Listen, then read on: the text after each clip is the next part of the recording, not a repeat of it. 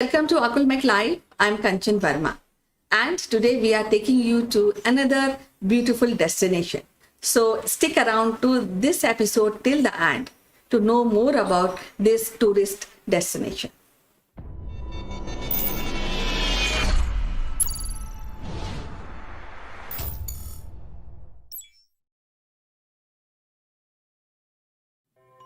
Welcome back, and today we have Mr. Sitesh Srivastav, who is a well-traveled person. He's an IT professional. He's closely related to radio broadcasting.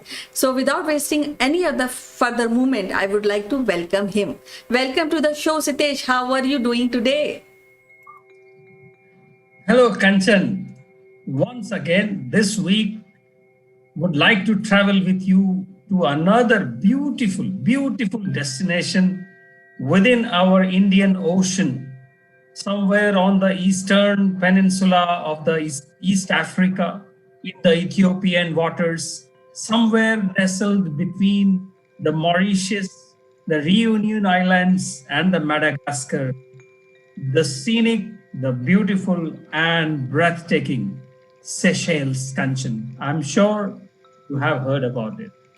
Yes, I am so eager to really visit this place. It's a wonderful place, and this particular city and country is in the list of my itinerary. Maybe when I will plan, I will definitely go to the city. But I would like to know more about it. So tell me about this wonderful place. Well, Kanchan, this is part inside the archipelago island country within the Indian Ocean, not very far from Mauritius and not very far even from Madagascar in the Ethiopian waters. And this is a place, Seychelles, which I had a chance discovery on my way to South Africa in one fine year. And this is a place I realized, and I then traveled, and then I studied about it. I met the people, and it became a destination which I would like to go again with my friends, with my family. And this is a place which can take so much beauty within it. It is almost indescribable. And if you see on the world's one of the most visited places in the Lonely Planet Guide, and so many celebrities have visited this place. In fact, some of them have celebrated their honeymoon also. So not to tell you more in the beginning, this is a place which can basically bring so much emotions of wise, long-looking islands. And the interesting part is this is just 455 square kilometers place. In so many islands, I'm told 115 islands, Kanchan. So you can think that some islands would not be even 2 square kilometers as well. So Victoria is the capital, Mahe is the largest island. And interestingly, Kanchan, the name of the president suddenly brought back so much interesting connections with India, because the president is Vavel Ram Kalawan. And when I looked into it, Kanchan, his grandfather belonged to Bihar. Well, you know that even I heard that Seychelles currency is also called Seychelles rupee. So something which is I feel so connected with that place. And I would also like to know about the history, how this place became so wonderful and everybody wants to go to this at least once in lifetime. Well, Kanchan, around 1700s, let's not go back very, very long back, around 1700s, 1800s.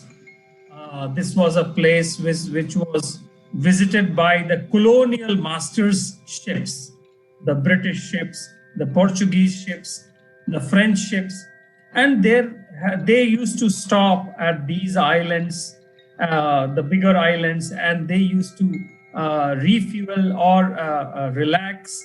And that's how these modern, wonderful islands were discovered. And therefore, the influence of Eastern African countries, influence of Christianity, Protestant, Hindu, Muslim, and this is the language is Creole, Seychelles Creole, and of course English and French is a impactful language in the island nation. Interestingly, the visa of Seychelles is a very powerful, or not visa, the passport of Seychelles is very powerful.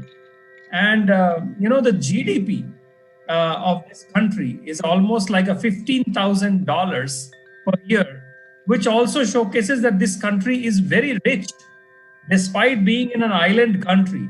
And interesting part of this is, Kanchan, in 2020, the population of this country stands somewhere around 95 or 96,000 people only. And this is something which is so wonderful. Mostly these kind of places are only dependent on tourism, which Seychelles is also. But apart from tourism, they have a good, spice trade, cinnamon trade, coconut trades. Coconut is also called copra over there. Copra is also, it is called in India, some places in copra. So this country is a very futuristic country, and it is, you must visit it. And I had a chance to see it, and I must recommend it. Right. What are the places apart of the main place, Seychelles? And I also want to know about the art and architecture of this place.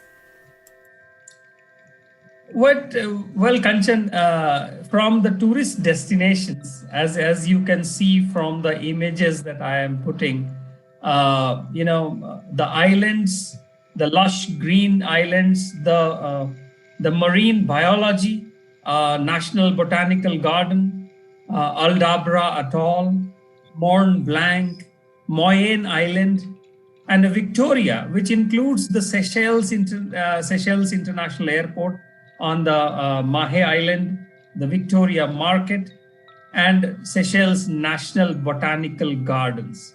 So this country seems to be very laid back, and very friendly with the tourists, and lot of things to see, specialized high luxury resorts, and of course water sports, which I am not very fond of because of my freak accident prone nature, but I enjoy. And there is a small flights, some of the islands you can take a 1 hour flight, and you can just circle around those big islands, and you can go closer and see and come back. There are ferries, and there are water sports, and some of the very large tortoise that I could see. And Kanchan, that is something which is wonderful in this country. From arts and architecture, you can see it has a colonial architecture, but it also has got a very distinct, East African influences. It also has got some Indian influences, as you can see, a Hindu temple over there. And this country is full of promise, full of luxury. You can see some image of a very luxurious resort, Kanchan. And I figured out that I can't stay here with my even 10 years of my expenses earnings. So Kanchan, this is wonderful. And from a food point of view, there is a connection again from the Indian connections. So lentils, which is called dhal, DHALL, which is very popular, and of course seafood is definitely going to be popular because of the connection with the Indian Ocean. But there are 68 schools in the whole country. That's interesting. And most important thing that comes back to me is how they have maintained the relationships with the global world, and they're part of United Nations, and Air Seychelles is their flagship carrier, but they are connected to rest of the world by various other airlines. From India, they have a special connection, Kanchan, where I have read that Hindustan Aeronautics has given them certain flights, certain aircraft to do observations around all their islands, and there is a great support from Indian establishment in terms of their security in the Indian Ocean, and they respect about it, and that goes without saying that as you said, Seychelles currency is Seychelles rupees, SCR, and SCR is also really good. It is it's almost equivalent to South African rand today. Well, you mentioned about the food, and I would like to ask you: is this is a place where vegetarian can survive well? How it is? What are the dishes this place offers? Well, Kanchan, being an island nation on the shores of Indian Ocean, the blue waters, it is a foodie's delight, especially from the seafood. But as I said, there is an Indian population also there. You saw our Indian temples picture as well. And of course, and I mentioned about dal.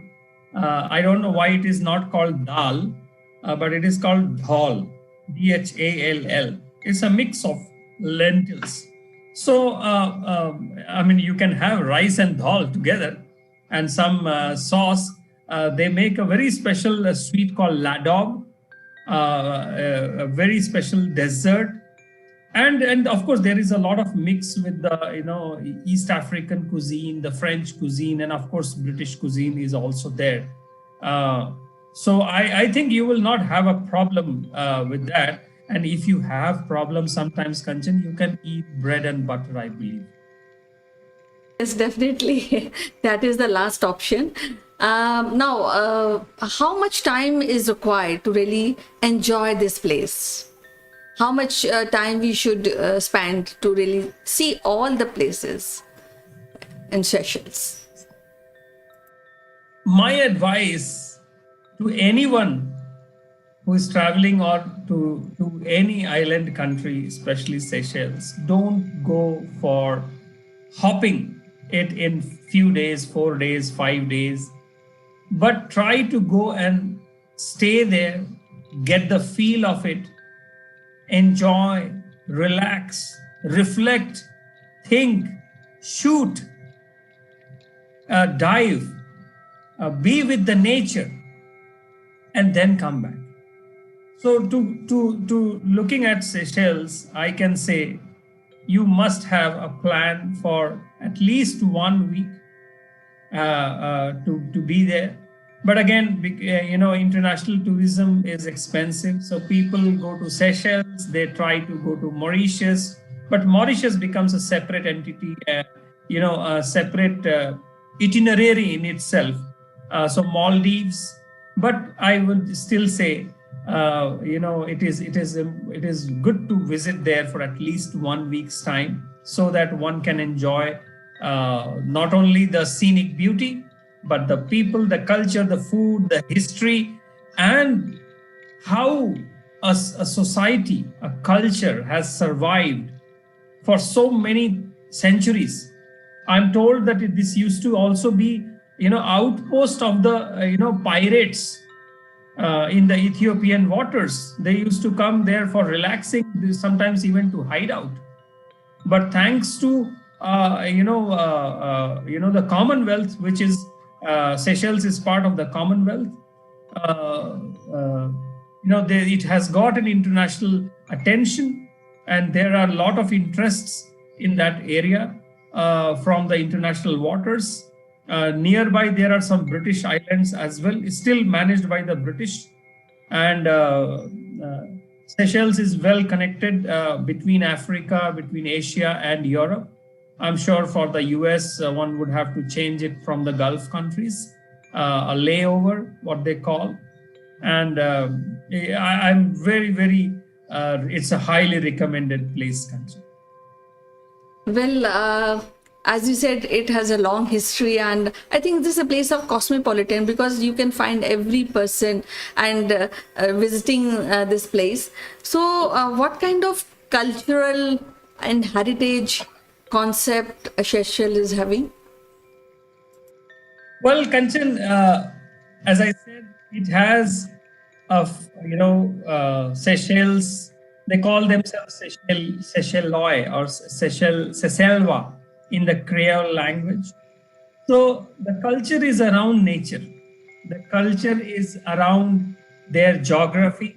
The culture is from the sea, and it gets its support from the religion part of the mix of with the people over there. Uh, it, as I said, it has got a very it got its independence somewhere in 1970s, if I believe, from the British system.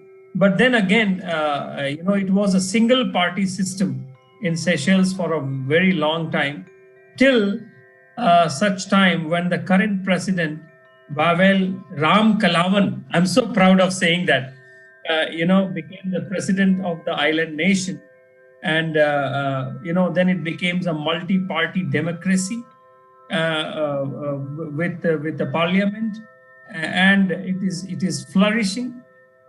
Sometimes it feels that just with 96,000 people, you can still run a country, and that too so beautifully.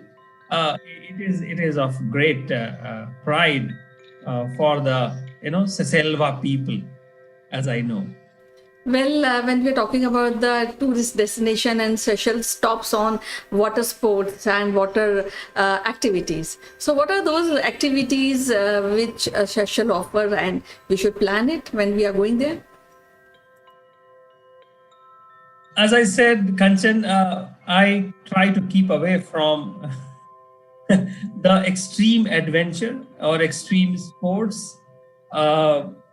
Especially around the water, inside the water.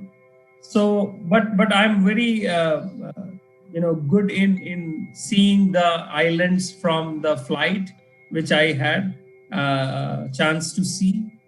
From I wanted snorkeling, but again, I really couldn't gather the courage. So water sports, water skiing, snorkeling, and even seeing it small, kind of a small, very 5-seater plane, seeing the islands, touring them. So, and visiting National Botanical Garden, that is something which was like trip down the lanes, seeing so many flora and fauna in the island nation. And Mahe, the biggest island, and the Victoria market. Victoria is the capital. Yeah, and how Indian tourists feel so nice being in a crowded market and trying to buy some small things and coming back to the hotel and then trying to feel that, oh, I got this in a bargain and a discount.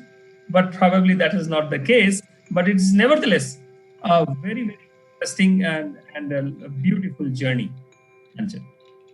Well, it was so wonderful to really know about this place, since you have visited and you've been a part of that place. Now I would like to summarize this place, maybe in one sentence, how you will say and how will you praise this place and initiate other people to really visit. Seychelles is the world's leading country to protect lands for the threatened species. Territory for conservation, giant tortoise, species such as chestnut-flanked white-eye, Seychelles parakeet, saltwater crocodile, you know, and that is something one must go and see how this nation has kept the environmental issues always in its forefront. So there was some time a market economy which was based on the trade of cinnamon, coconut, and other things, plantation, which is banana. But then now it is mostly tourism. And, I feel that once places are so much dependent on tourism, it makes them, sensible to protect the nature just for the tourists to come and see a part of. But I also had a great, very innate feeling, Kanchan, standing on one of the islands. I could feel that someday, if the sea water rises because of this global warming, what will happen to those islands? And this is true for all the islands in that region: Maldives, Mauritius, Seychelles, Comoros Islands, Reunion, all of them. And therefore, the world needs to think about these pristine, beautiful islands and protect them, Kanchan. Well, before all this happens, I think we should plan this visit very, very early so that we can enjoy the place. And yeah, of course, we have to work towards a natural conservation and global warming, which is happening. I think that is a far greater issue, and not only the governments, but I think community should also think about it. But yes, by talking to you, I have come to one conclusion, that we have to plan, at least I have to plan to go Seychelles as early as possible. So it was so wonderful to talk to you, Sitesh. Any last thoughts? Kanchan, you will visit Seychelles and you will call me and say thank you for recommendation. That's all. Definitely, I look forward, because for that I have to really visit and travel to Seychelles. So I'm looking forward. And as usual, it is so wonderful to talk to you, and we'll meet again with some other wonderful city of the world. Till then, bye bye and take care. Bye bye, Kanchan.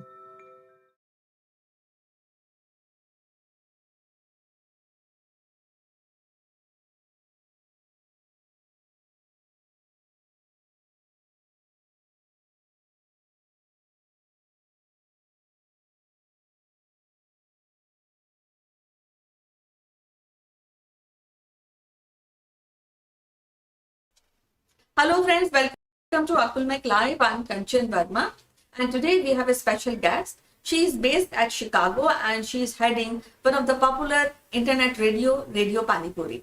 She is also running an NGO by the name of Sanjeevni, where she helps people who are suffering with domestic abuse.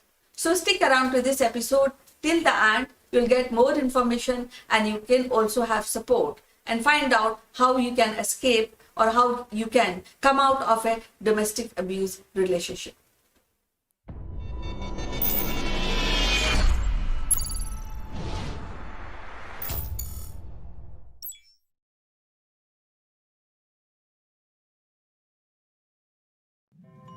Welcome back, and today we have Pramila Kumar, who is heading Radio Panipuri, an internet radio broadcasting company.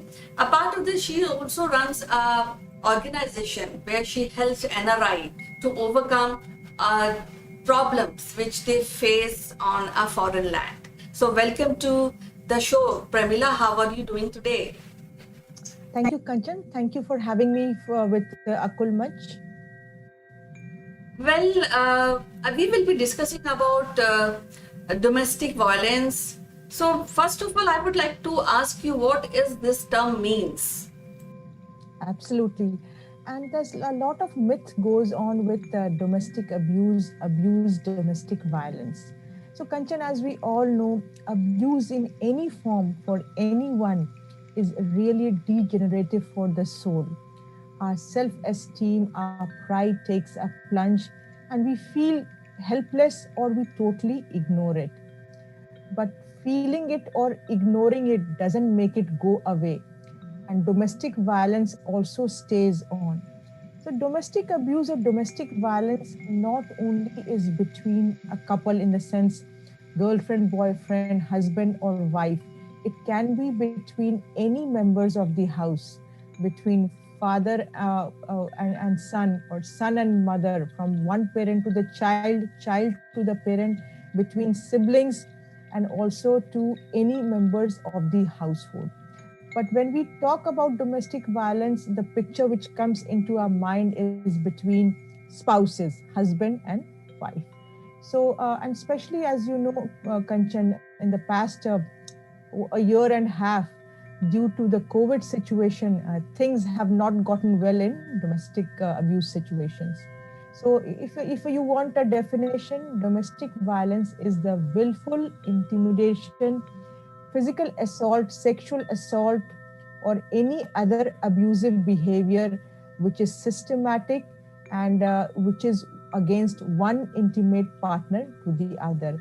It can include physical violence, sexual violence, psychological violence, and emotional abuse, not to say financial abuse.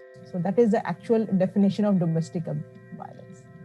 Well, when we are talking about domestic abuse and domestic violence, so lately this has come in the picture very vividly. People are talking about this, but is this a new practice or it was already there in the society and somehow we ignored earlier and now we are noticing it, acknowledging it? Oh, it was always there, Kanchan. It was always there, but nobody wants to talk about because of the stigma. And what has happened lately because of COVID, because people are staying in the same house. There's no outlet, so it has increased. And sometimes when it becomes unbearable, women or men come out and get the help. And now that's why everywhere we will see a talk or concerns about domestic violence. Well, you have an organization, Sanjeevni, where you help all these people who require help in domestic violence or abuse or any kind of support you want to give to the people in the community. So, what kind of support is required for a person who is suffering with domestic abuse? The first thing is, as you mentioned, there's a large NRI population, immigrant community in the US and other parts of the world outside of India. And when women, again, I'm going to just cite women in this scenario, but men also get domestically abused. They don't have support system as in India. They are in nuclear families. Information is not available. The laws of the land are not available. They do not know how to get the help or how to approach for help. And the other part, Kanchan, most often people don't even realize that there's domestic abuse going on with them. So these are some of the key things which people come to us, and Sanjeevni organization helps them with all the resources, all the actionable tools, so that they are safe and they can make informed choices. Do they live with the spouse? Do they have to go for a divorce? Do they go back to India? What about the children? How can we stop physical abuse? How can we make them financially strong?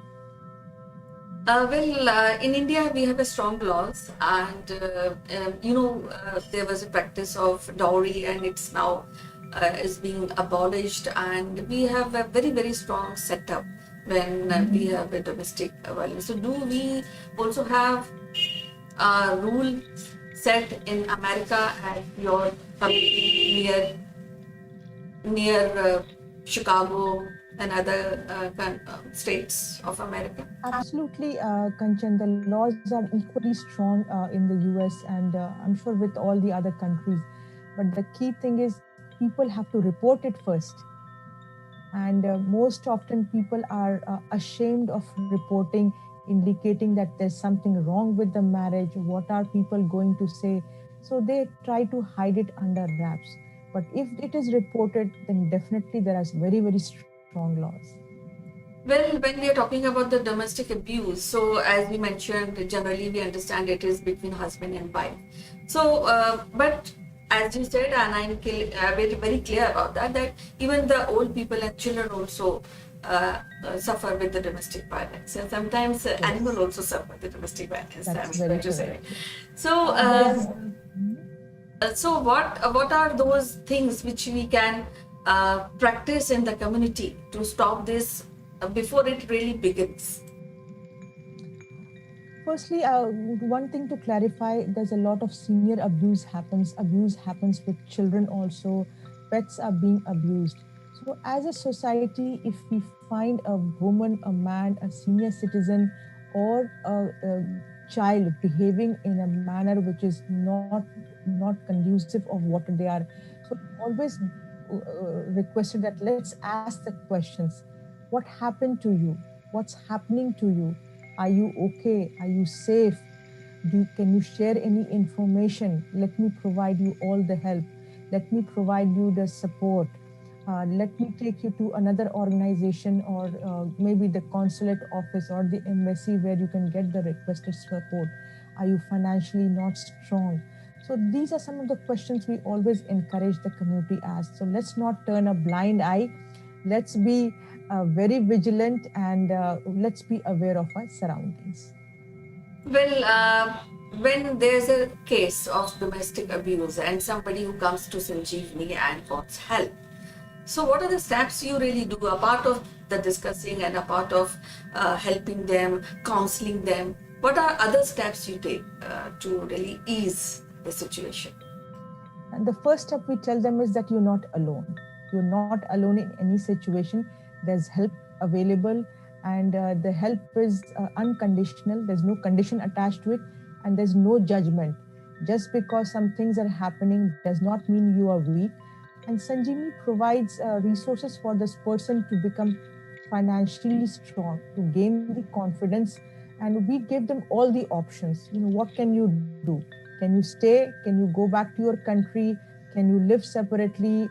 Can you have a lawyer? Can you have a police case to be filed? So these are some of the things which is immediately offered to the person who comes with a complaint of domestic abuse.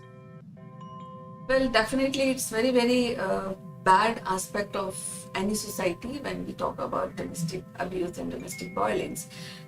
But going forward, what are those key aspects when it doesn't happen? Does it help with education, or we need to do a behavioral change in the person who has maybe from very early a domestic violence history, I mean to say. So what we can do actually so that all these kind of cases they don't occur, because in the end what happens, there is always a person who is sufferer. So before anything starts, let's abolish or destroy the suffering only. So do you have any idea on that? So, Kanchan, you pointed out, will it make any difference if a person is educated or is having a degree? Unfortunately, education has nothing to do with it. There are people with the highest of degrees, but still being abused or being the abuser. The first thing what we can do, Kanchan, is to, supposing you have daughters and sons, to teach the son to respect a female, and to teach our daughters that if there is something wrong happening to them, they should immediately voice their concern. They should not be affected by that. Those are some of the two things which will help our kids become strong, matured, and responsible citizens, and respecting each other. So if that is the case, we can abolish a lot of the domestic violence situations in future. Well, actually, you are very right, because I think it requires a lot of understanding, lot of emotional support for both the sides, because sometimes people are violent by nature. So I think Yes. that is support which we require. And a part of this, we also want that society should be very concerned about the both the parties, like somebody who's a sufferer and somebody who's doing a violence and abuse. So, last words you want to address or want to say somebody who is a sufferer or somebody who is doing a violence in the relationship? Our culture is a patriarchal culture, so things will change, but it may be in a gradual process. To anyone going through domestic abuse, either you are the abuser or you are being abused, please stop then and there. And if someone who is being abused, you always have options if you want to get the help. Please stand for yourself, because if you don't stand for yourself, the children or anyone will also follow suit. If you are the abuser and for whatever reason that you are abusing, step back, think about it, that why you are doing it. Is the person being affected part of your family? Love them, respect them, because that is what makes it go forward.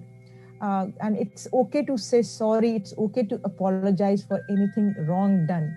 Stand up for yourselves both, especially the one being abused. Well, what happens, somebody who is an abuser, who has a violent history, and he wants to change? Does your organization Sanjeevani provide support at that point also? And do you have a community support also for that person who wants to change himself or herself? Absolutely. Yeah, again, help is always there. If somebody wants to be helped, there are group counseling available.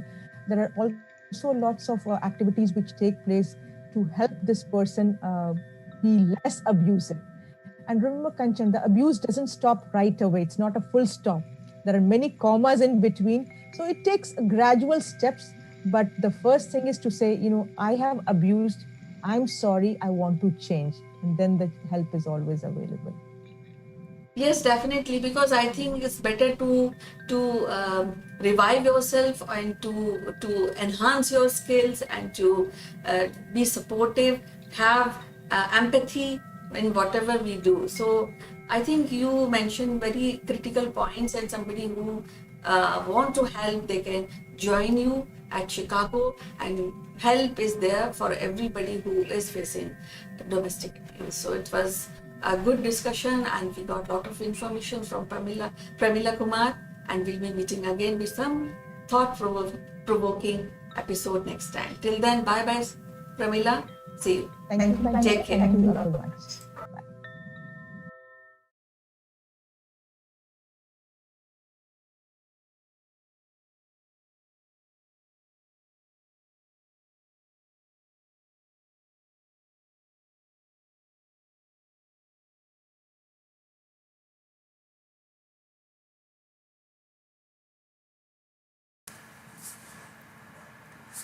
Hello, friends. This is Chandra, and welcome to Top Brass. Today, we will discuss about the impending telecom industry money which has to come to the government of India. So, before we get into that, let's understand a little bit around the background. So, if you look at India, it's a very large country, and there are few sectors which are booming. And when I say booming, these sectors are basically giving out contracts and tenders of a global nature. Some of these booming sectors are telecom, of course, one of them, pharma, then infra, and there are a few others. Smart cities. So these are the industries which are booming, and suppliers from around the globe are coming and bidding for these projects. These are huge projects. Now, telecom is also one of the booming area, and today everybody carries more than one mobile, or at least one mobile. So the penetration of mobile services is very very high in India, and there are three to four major players in this space. One is of course the Airtel, second is Reliance, and both the companies are Reliance, and then the Idea, Vodafone, and then the government owned companies like MTNL and BSNL. There are a few other smaller players as well. Now, what has happened? Uh, Last week we all heard that Supreme Court giving directions to all the telecom industry players that why don't you pay up what you owe to the government. And this is almost like a 10 years old story, so we will have to go back a little bit just to analyze small facts. So I don't want to basically clutter your mind, but let's understand the fact why it is happening. So way back in during the UPA era, the spectrums were auctioned, and they followed a process called first come first serve basis. That means whoever come first will get the spectrum, and they will have to obviously sign some contracts and pay the spectrum license fee, etc. Because government of India owns everything. They own the land, they own the air, they own the spectrum of radio waves which will be transmitted, and all the telecom companies will be using all of these. So this was signed, and in 2011-12, the Controller Auditor General pointed out that there is a big scam. And then he rightly pointed out, because as far as the books of accounts are concerned, it looked like a scam, because there were a lot of irregularities. The telecom minister of that government gave licenses to whoever came first, and of course, there are allegations that it was not done in a very fair manner. However, the case continued as far as that is concerned, and most of the people are acquitted now. So we will basically discuss that part some other day. Let's come back to the telecom industry. So what has happened? What was the size of the contract? What was the size of the scam? It was a huge amount of 1.76 lakhs crore Indian rupees. It's a huge whopping amount which has to be paid by these companies to government of India. Now what has happened is that government, which was giving first in and first serve basis spectrum to people, they were actually very clever. They were, while giving it out to people, they were also signing a lot of fine print in their agreement. And some smart guy in that government came up with something called AGR. So this 1.76 lakh crore amount is actually happening because of the AGR. So what is an AGR? Is the gross revenue of the entire company.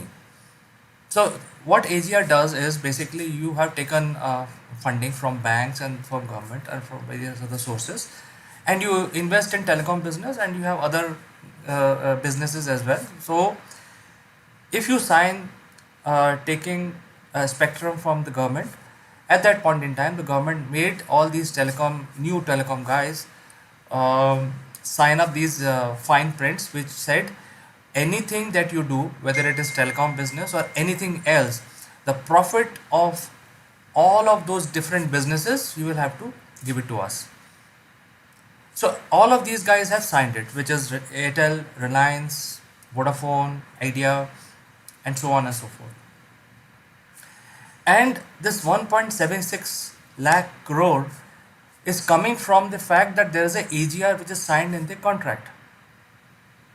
So if you look at the business of the telecom companies, you can see them straight away that they are not a pure telecom company like BSNL or MTNL. They are 50% telecom companies, and 50% are brand managers, or sort of event managers or content distributor. So 50% is telecom, 50% is other businesses. So what is happening is, government made them sign these documents, and whatever money these companies are making by selling telecom services as well as any other services which is associated with them, the profit on that needs to be shared with the government. So this is so I don't blame the government, I blame the companies, because these companies are huge and they are companies of the global nature, and they have all the lawyers, a team of lawyers with them, and if they missed out these things and they still signed on this, that is why the Comptroller Auditor General came, after auditing the accounts, that these companies owe 1.76 lakhs crore of money to the government of India. Now that was in 2012. A lot of things happened. It became a political issue. Uh, After the election of 2014, the Congress Party, the UPA government shrunk to 44 seats. The government was toppled. The new government came, and now when the new government came, they actually fought on these scams, because the first scam was 2G, and that there are plethora of scams in fact the scams were so many that every day there were new scams coming out, and it was used on this on their political rallies to drive their points.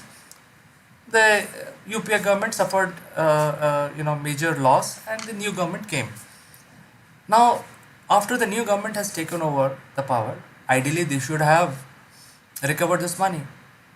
And this new government came in 2014. They got re-elected in 2019, and yet there is no sign of this money which has to be paid. Now, what these telecom companies are paying, basically saying, they are saying that they cannot pay this money because this is huge, and government has given them spectrum, but government is asking for the share from all other different businesses that these companies indulge in, which is unfair. So they are trying their level best to get out of this situation, and somewhere the current government empathize with their point, but nobody can take any action. Why? Because it's a very tough decision. Number one, that 1.76 lakhs crore rupees which has to be collected by the Indian government, if they say, okay, this was not a right contract that UPA made you sign, and hence we can overlook all of this and make you free and all that, then the current government will suffer a major setback, because they came to power by highlighting these issues on the street in their political rallies. So they didn't do it. They didn't want to touch it. Second issue is that if they enforce this collection, then millions of people will lose their jobs. So they can't have that. I mean, telecom is a booming sector. A lot of millions of people are employed in this space, and if some companies fold, like Vodafone and Idea, they are saying already that if we are willing to pay, but we will need to declare bankruptcy. By doing so, they can clear all that and they can fold their business. So it is not so simple, because a lot of people will lose their job, and they are not like airlines where few thousands. This will be million people losing their job. It's going to be a big problem. Third thing is the face saving. The current government said the previous government came out with so many scams, and a lot of things happened, and now they are in power. So the point is that how they will say that those Okay, I found this on the web. The current government said the previous government came out. How this government will ensure that their whole issue of raising out these scams does not impact their own vote share or their own image.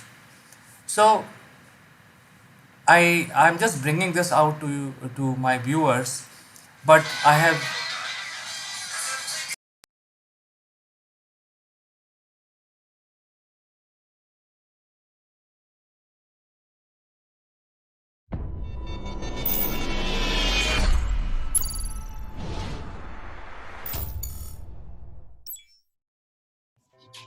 Hello friends, this is Chandrakant from Akulmach Technologies. Welcome to Top Brass.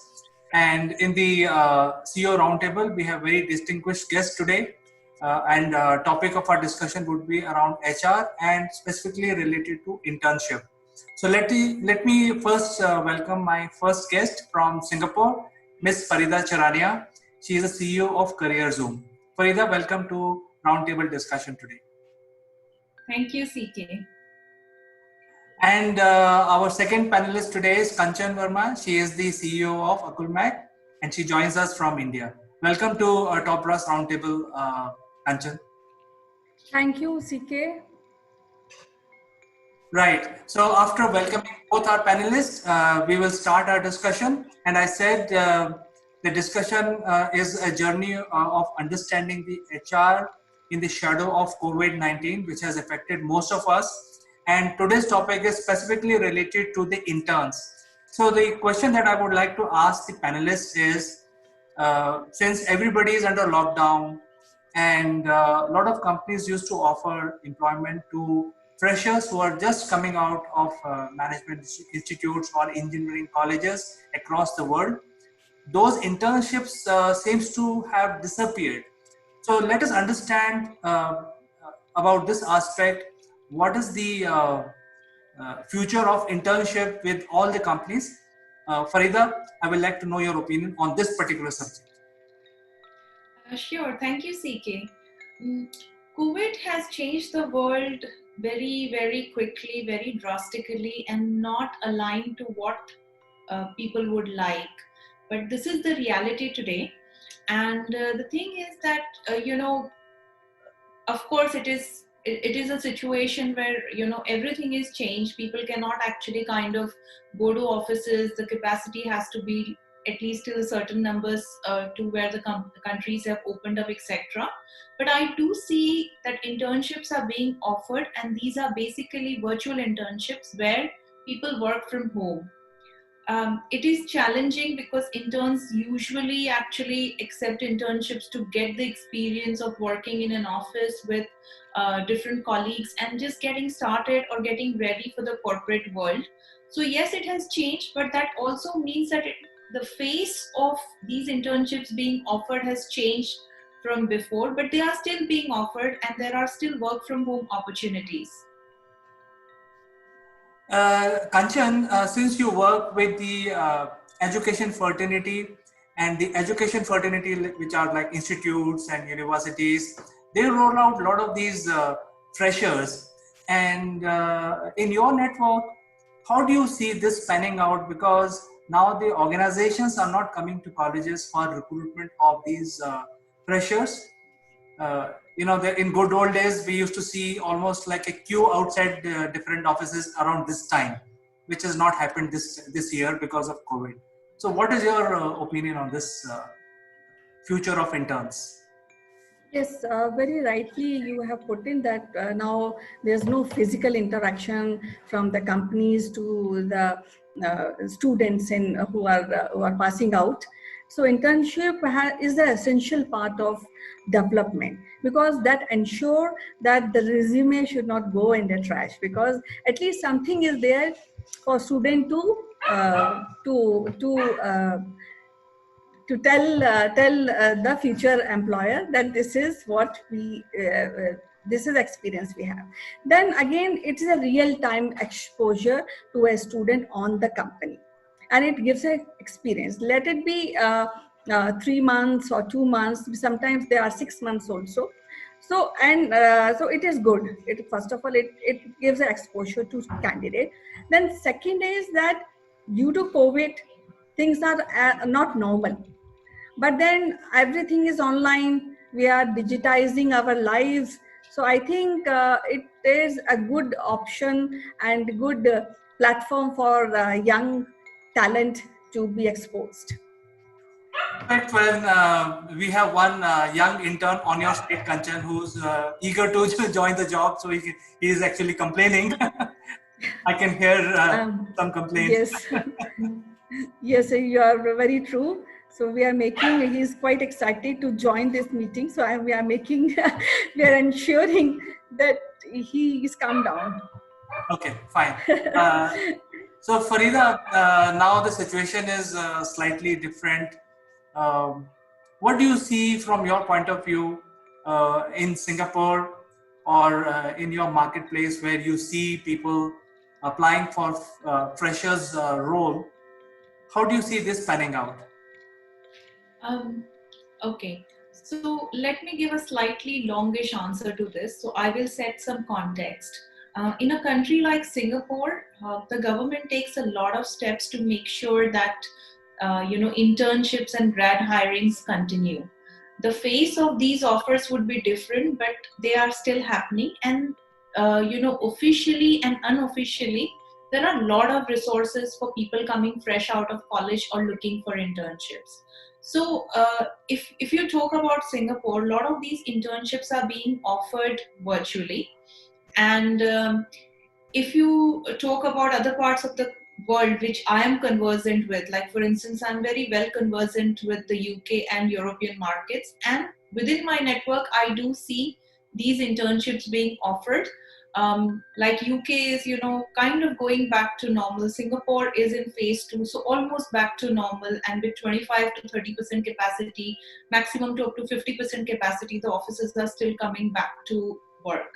But the thing that I see here is that internships which were offered slightly earlier and interns who are working from home, they are also developing another skill. This is basically, one is self-discipline, because when you work from home, it's very easy to get distracted. I always get distracted by things like my dog is barking, or the windowsill is dirty, or maybe I should take a snack. The bed is super inviting and I want to lie down and reply to my emails.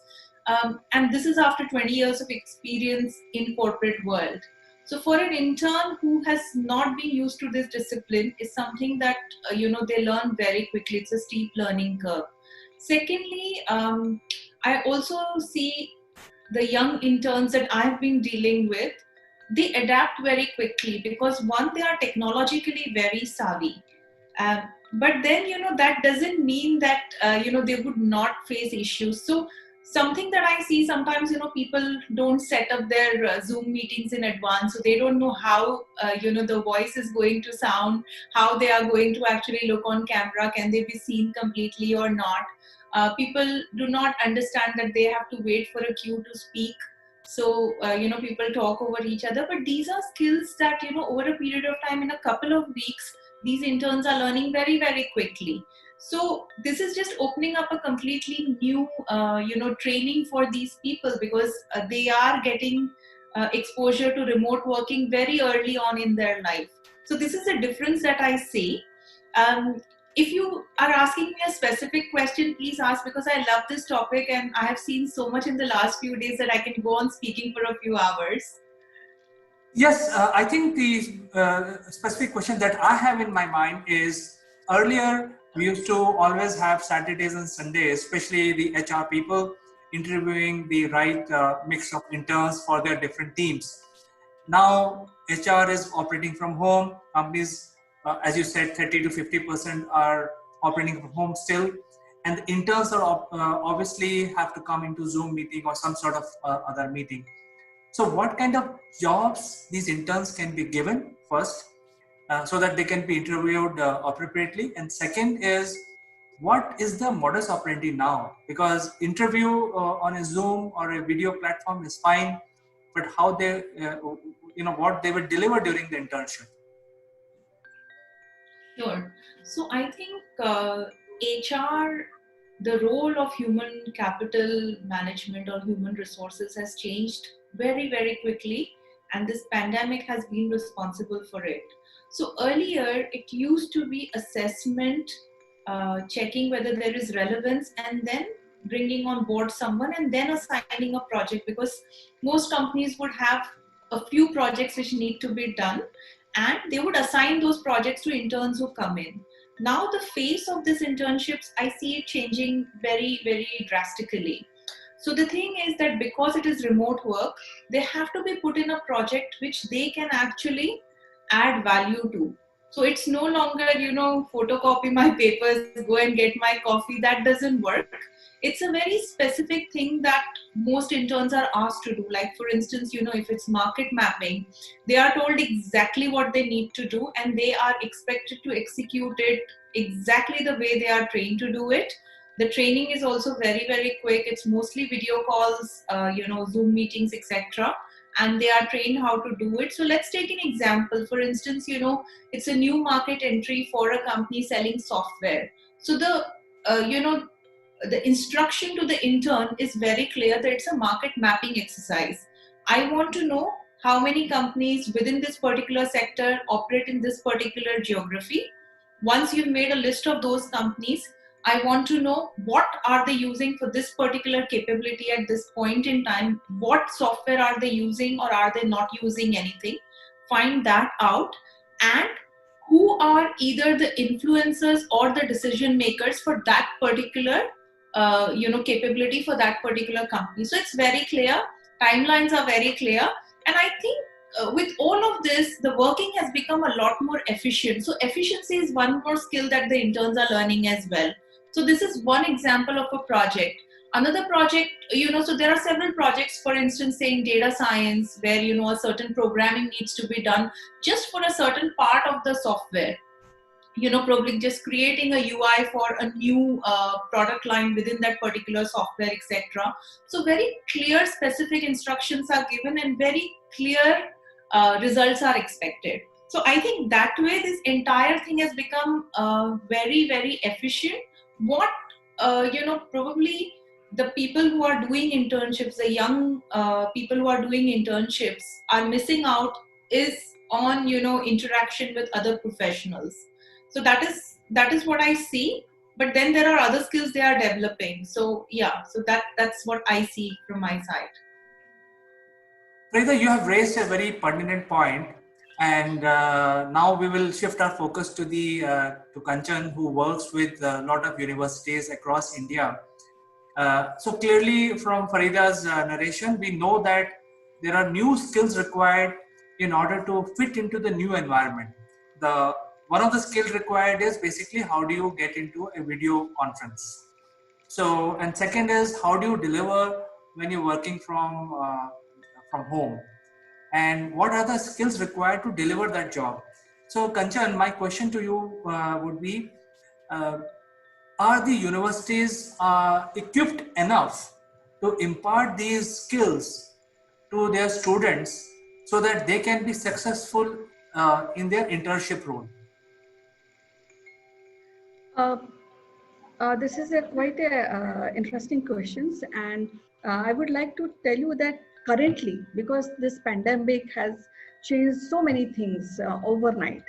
So currently, universities are not equipped to really go online because there are many issues. But when we are talking about internship, because internship is not only only getting a kind of experience online, but it also industry sensitive, because every industry cannot enjoy the platform of online internship.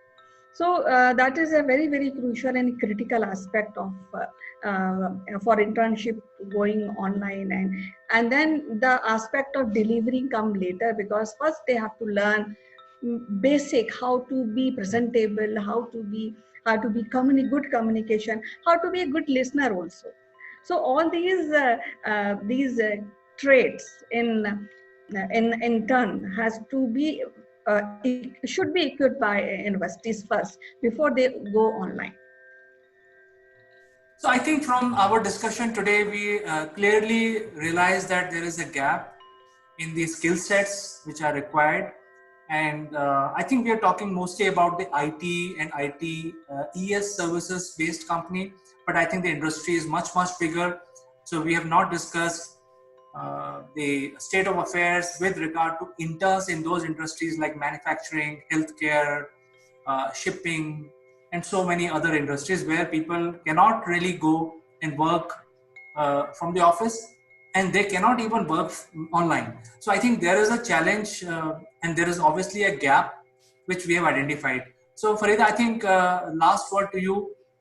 Uh, you like to give some advice to the interns or education institutes or even companies to change their ways to identify the right mix of people for internships?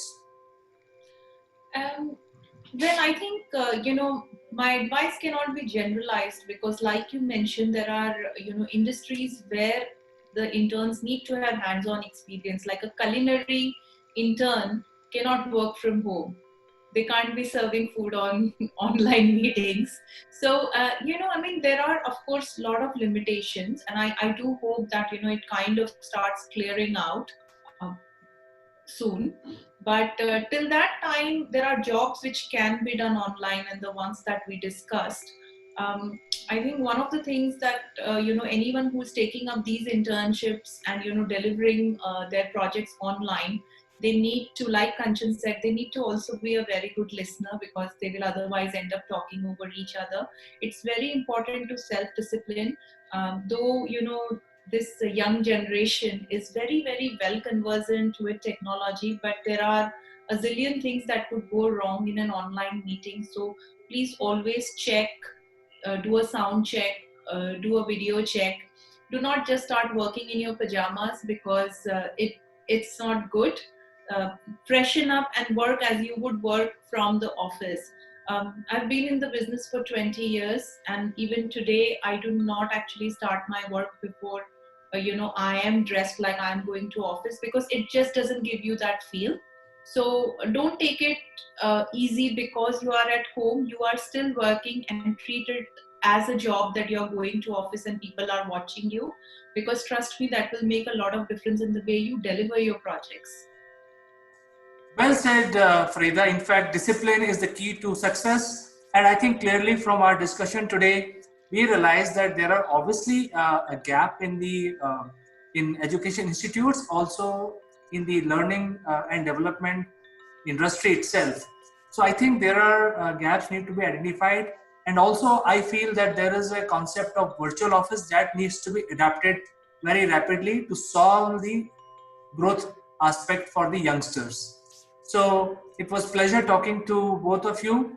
Farida, it was wonderful talking to you, and Kanchan, it was our pleasure to have you on our panel today. Thank you so much. Yeah, it was a quite interesting discussion we had. Thank you very much. Thank you. Thank you very much. Thank you, Farida. And Kanchan, we will meet again on some other subject on the CEO Roundtable. Look forward. Bye-bye. Bye for Bye-bye. now.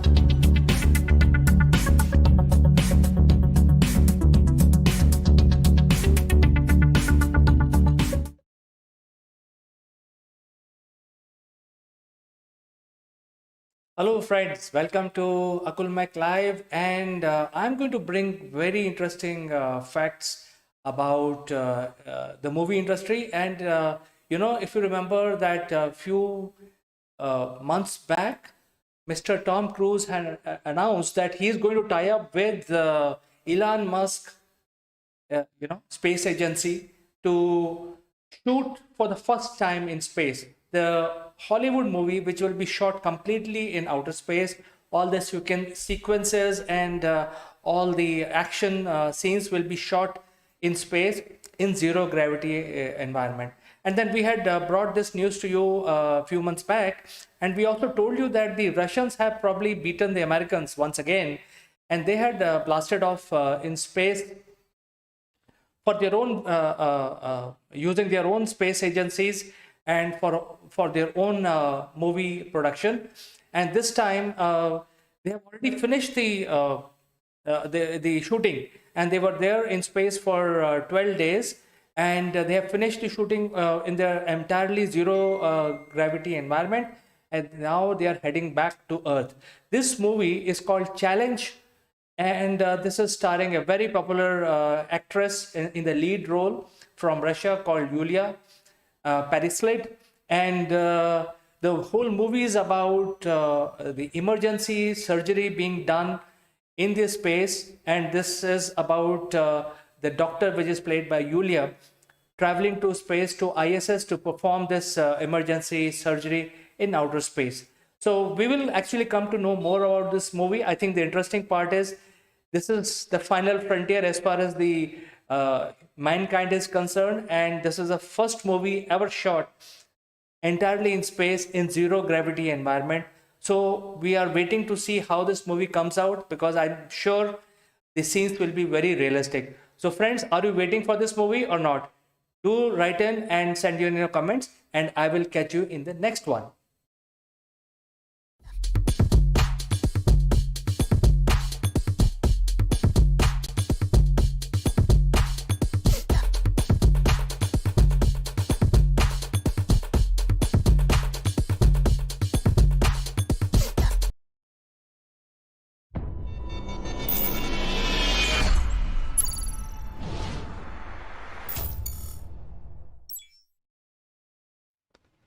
Hello friends, welcome to Akulmach Live. My name is Chandrakant. Today we will meet a very accomplished Indian. She joins us from UK. She is also a beauty pageant and also a well-established doctor. But before we start our discussion, a word on our giveaway. Akulmach works with many SMEs and startups world over, helping them in not only building their sales and marketing teams, but also help them in improving their success rate. As you can see, we have summarized our years of knowledge into these easy to follow steps, which can be used by any smart leader to promote their group or a company. In order to encourage people to take the right step at the right time, we have used this proprietary graph in our corporate memorabilia so that the knowledge can be accessed by whoever, whenever, wherever it is needed. You can become eligible to get one of these beautiful gifts delivered to your doorstep for free. All you need to do is to subscribe our channel and smash that like button. Also, please watch this entire video and provide your valuable comments, suggestions, or you could also share your experiences. Person with the best comment and interaction would be chosen to become a free recipient of one of these displayed items here. In addition, we would invite you to Akulmach Live to participate in our show as a distinguished panelist. What are you waiting for, friends? Go for it. Now, let's get back to our discussion. Friends, let me introduce you to today's guest. Her name is Neha Sharma. She joins us from London. She is a doctor by profession. And today we will learn about her journey as a doctor from India to UK. Welcome to the show, Neha. Pleasure is absolutely mine, CK. Thank you. Well, it has been a pleasure of us also to be able to speak to you. And shall I say, Dr. Neha, tell us about you. You know, how your journey has been so far, and you're working for the UK government. How do you like working for UK government, and you have also worked with in India? What is the difference? I think we'd like to know. There are so many questions. We'd like to know answers to those today. Sure. Thank you, CK. It was a pretty interesting roller coaster ride, I would say, like any other medic, which I had so far. But I can only say, when you say about India and UK, I can only say that I have a massive regards for both the system, and I've been trained from India, and I carry that legacy with me. And when I'm working in NHS, I never forget my root as well, that I'm from India, and I've been so far, I have worked so hard in my life, and everything, like if I feel confident, if I feel like aware about my field, then it's because I've been very robustly trained from India. So I carry that thing in my mind. I've never forgotten that, despite working for NHS. Yes, working in NHS itself is a pride for me that I got this opportunity, and I came to UK in December 2016, and now I'm finishing 4.5 years now. And since last 1.5 years, like I'm working as a consultant here. So I have really worked hard, but at the same time, NHS is one of the renowned health system in the world, and it is very well organized. And the things which is something which impressed me is a balance of work and personal life.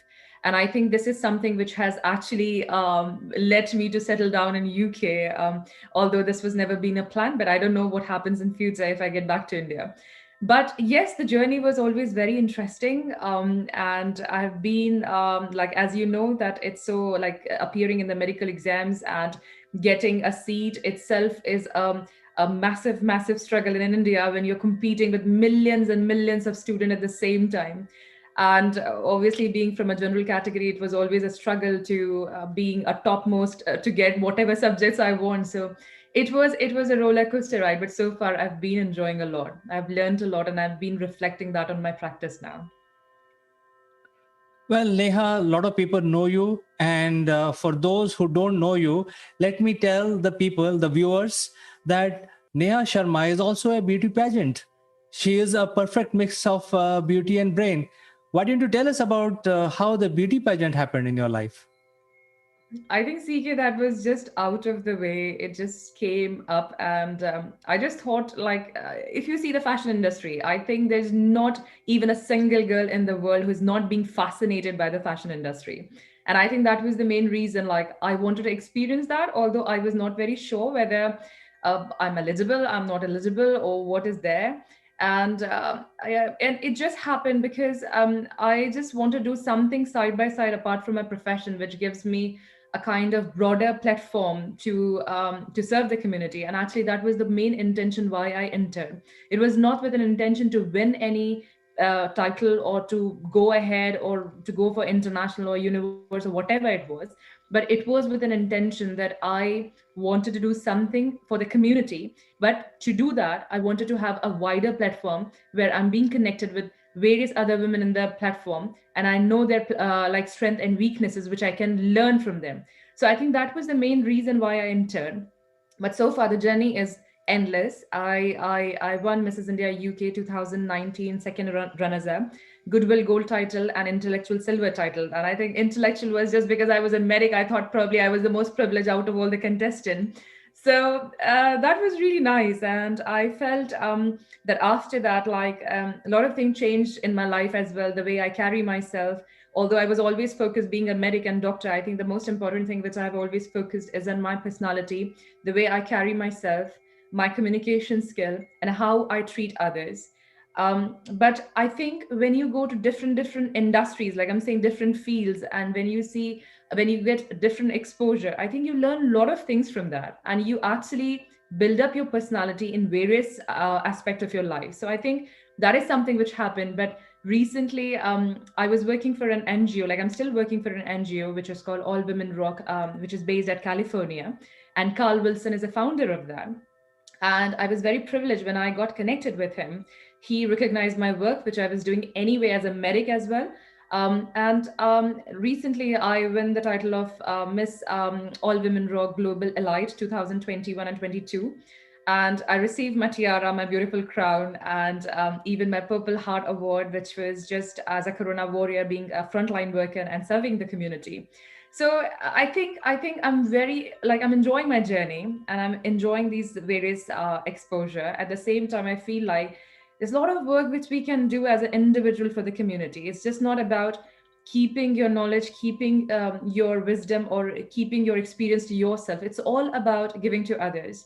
And I think I'm on a mission to pass on this to my next generation. And I'm helping a lot of immigrant doctors here in UK for Royal College of Pediatric and Child Health. I'm also their overseas trainee ambassador, and I am involved with them in helping all the immigrant doctors who are coming to UK. So I think I'm just learning from that, and I'm just helping other people in the same way where when I was coming to UK, people helped me in the same way. This is my mission to help others as well. It is always amazing to talk to a personality like yourself, because you have been recognized, you have been working to help the people, you have been working with the patient, you have been awarded a Purple Heart for serving the community. I think it's amazing. I think you are a all-rounder, as we say between UK and India. You have been You're an modest. You're all-round. too modest, CK. I would say you're too modest. Thank you. Well, having said that, you have done so much at such a young age, and you have been recognized world over at such a young age. Tell us something which you really like doing. One incident which really, something which drove you, and you wanted to achieve that. Is there something like that in your, in your heart, which you can claim that it is yours, and you wanted to achieve it? CK, I feel that as a human being, I think we all are greedy in one way or other way, and our expectations and our greediness in life never ends. And I would narrate one incident when I was doing my pediatric intensive care fellowship from India in Pune. There was an incident where I was the doctor on call, and there was a girl like 13-year-old who got admitted with seizures, with fits. And I was the person, and I was new. That was my first day in the hospital itself, and everything was new to me. And I have never managed a case like that by myself. And despite doing everything, that girl died. And although it was a difficult case, she already came in a very refractory seizure where her seizures were not responding to any medication, but she died. And that was something which impacted me very, very badly, CK. There was a time when I was like, as a human being, I was feeling, and I was feeling guilty for a very, very long period of time, and I couldn't recover from that feeling that I couldn't help that family, because I feel like losing a newborn sometime, like, I'm not saying that every loss is very, very traumatizing experience for the parents, for the individuals, but losing a 13-year-old child is a big thing for a family, because there is a bonding, there is a memory, there's a lot of experience, there's a lot of sharing throughout those 13 years of life, which parents and the kid or the other siblings, they have shared among themselves. And when that happened, it just changed my life, and I was more embracing my life. I started being more thankful for everything God has given me. Yes, there were a lot of things happened in my personal life as well, and a lot of things were going around. My dad got cancer, and there were a lot of things, like, I don't want to say on the social media, but yes, I was in love with somebody, and then it didn't work well, and everything was going all over the place, and I had no control over the life. And I was also there, like, when my dad was getting operated for his cancer prostate. The surgeon called me in the theater at the Leela. There was a hospital in Kokilaben Dhirubhai Ambani Hospital in Mumbai, and he was getting operated there. And I was being called in the theater to see the surgery, and I was just shaking. I couldn't see my father being on the ventilator and going through all these things. So I think that just changed my perspective. And the question which you asked me, that what I aspire, like what I want my future, or maybe what I want in my life, I think, CK, I just want to be happy, and I just want to embrace every little second which God has given to me, with my friends, with my family, with my husband, with everyone around. And I just want to embrace this current moment when I'm sitting and talking to you and sharing my pride with you, that yes, I've been through a lot, but I'm standing here in front of you with a vision that yes, like, my life is good, and my life will be much better in foreseeable future, and this is what I want in my life. Well, I think you have shown us the human side of doctor, because normally we don't get to see that, especially when you mentioned about that case, the patient died. I think most of the doctors are sort of used to that phenomena, and patients don't see this side, what you're showing us today. So I think it's a learning for all of us, that doctors are also human. They are also affected by It's very emotion. difficult. It's very, very difficult. And somewhere, like, I'm a kind of person who doesn't think from brain. I think from my heart. And sometimes it is too heavy on me as well, when I am seeing that I can't do anything for my little baby. Like, I'm a neonatologist here, and I know there are a lot of things which happens. There are a lot of complications which can go here and there. And even if everything is going right throughout the pregnancy, there could be something which can happen during the delivery process or after the delivery as well. So it is hard for every medic, and I only request to the people, like whoever is listening to me, that it's not easy to be a doctor. And I know that in last few years I have seen that chemistry between doctor and the patient in India, and in a lot of part of, I'm not saying just in India, but in many part of the world, it's being somewhere offset. And I think it has to get back to a same, like, it has to get aligned, because I know there is an expectation from a patient side, and also there's an expectation from the doctor side as well, to be treated as a human being, as another human being. And I'm saying that just because even during this COVID outbreak, a lot of my colleagues, a lot of doctors, a lot of nurses, they've been died treating the patient. And it's not easy, and it's not fair for their family to be in a situation where they couldn't do anything now because the loss has happened. But I think this is the time when people should acknowledge that we all are human beings, and we are working round the clock. And I'm saying that, CK, like, in last 1.5 years, like, I've been working without taking much of offs. Like, yes, I do got, like, in between some annual leave, but I'm non-stop working, and I'm, like, literally at a stage where I feel that I need a break. I really need a break. But I know at the same time that my colleague in the hospital, they need me as well. And it's a very difficult situation. And I got COVID as well in last year in March, where my family was, like, quite concerned. My husband was concerned. I was off sick for 3 weeks, and it was very difficult situation for me. I was just having a constant headache. I was sleeping for 16, 17 hours. I was having a chest pain. But at the end of the day, when you are being acknowledged, and somebody just say thank you to you, for saving the life of their child, or just a simple that Dr. Sharma, you have done everything for my child. I think that is the reward which just makes me feel about that. Yes, probably I've done justice to my presence in their life. And whenever I see the patient in the clinic as well, like in the children's outpatient department, and when I'm discharging them from my side, I always say to them that thank you so much for giving me this opportunity to look after your child. And I feel being privileged to be a part of this journey. And the kind of gratitude which I see at that point of time, as soon as I say thank you to them for letting me to treat their child, and the kind of satisfaction which is there on their face, it's completely like I can't express this in my words. Like it's completely undefinable, and it just gives me a lot of pride. So I think it has to be acknowledged, but at the same time, we all are human beings and we have to get it better.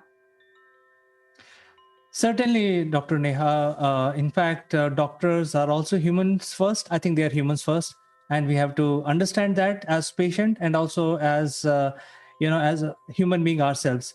So, moving on to the next question, and that is about the journey from India to UK. And you could be inspiration to millions of doctors who are aspiring to build a career in India or in UK or elsewhere. What is your 2 cents advice to your fellow industry colleagues?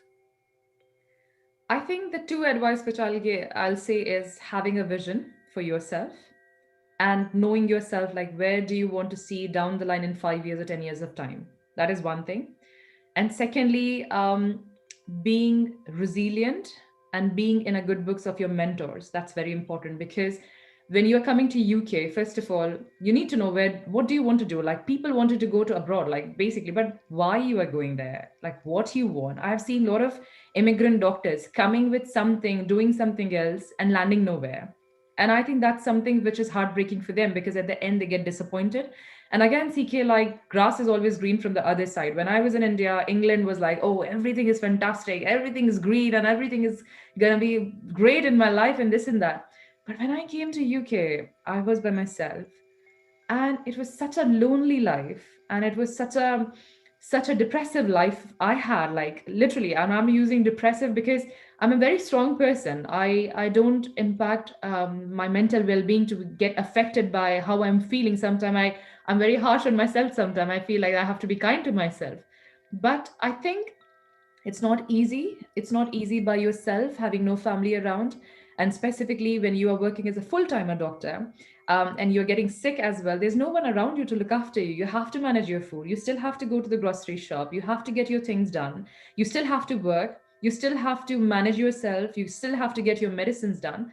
So, but the thing is, because when you have a vision and when you are determined, you will never quit from your path. And this is the drive which I had, that when I was thinking, I can't stand this lonely life. I can't bear it.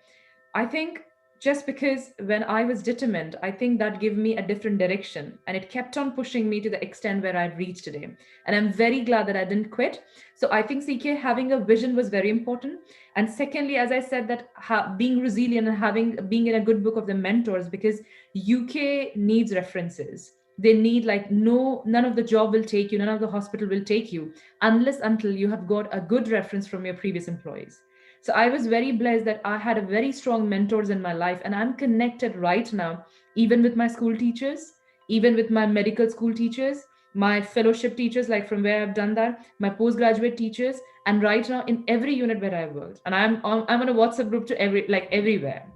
So even I ensure that every Christmas, New Year, Diwali, or whatever it is, I'm connected with my old mentors, because what I am today is just because of the direction and the wisdom given by my mentors. And I would like to quote a few of my mentors. One was Dr. P.D. Pote sir. So he was my postgraduate teacher. One was Dr. Dhaneria ma'am. She was a pediatric head of the department when I was in my medical school. One was Dr. Suryavanshi sir, Dr. Pradeep Suryavanshi sir. He's a head of the department at Bharati Medical College. And after that, Dr. Soni, who was the prime person who brought me to UK. And thereafter, my mentor list is too many, but here in UK, I'm very privileged. I have got a very strong mentorship like Dr. Umesh Prabhu, Dr. Ramesh Mehta, who are head of British Association of Physicians of Indian origin. Also, they are the head of the GMCs, and like they are in a legal team as well in the GMC and a lot of indemnity team as well. So I think I'm very, very privileged that I have a very strong mentorships, and because of them, I have always got a direction in my life. And whenever I felt like I feel that I'm lost in my world, I just give them a call and they just give me direction. So you need to have a good mentors and you need to have a vision for yourself. And that is the two key things which I'll say that every immigrant doctor need to have that. Fantastic to hear about that because, while I was listening to you, I was trying to relate it to other industries. I think networking is a more apt word. We need to network with our teachers, with our peers, with our friends, and also with mentors. So I think that's a very powerful message you have given. And we expect you to be back on the show, Neha, and we will talk about a lot of knowledge that you have, a lot of wisdom that you have accumulated at such a young age. We hope we will catch you again very soon in the next episode of Dr. Speak. I'd like to say goodbye for today. Thank you so much. Thank you. Absolutely my pleasure to be here. Thank you.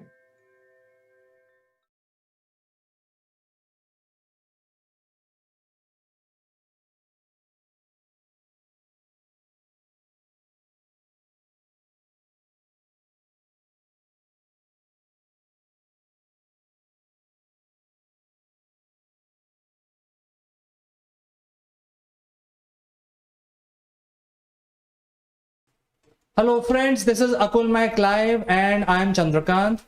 Today we want to discuss the subtle difference between personal branding and the corporate branding. What is the difference between the two, how these two are complementary, and which comes first, which comes second, and all of that.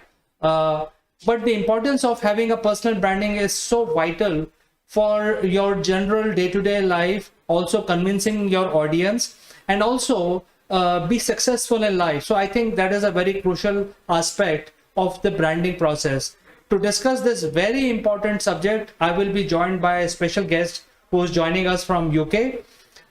Before we start our discussion, I would like to tell you that there is a QR code on display on the screen. This QR code will be displayed throughout the length of the video. And this is a very user-friendly method of getting connected with us. All you have to do is take your mobile phone camera, point towards this QR code, and you will be instantly connected with us. So friends, don't go anywhere. I'll be taking a short break and will be joining back along with my guest.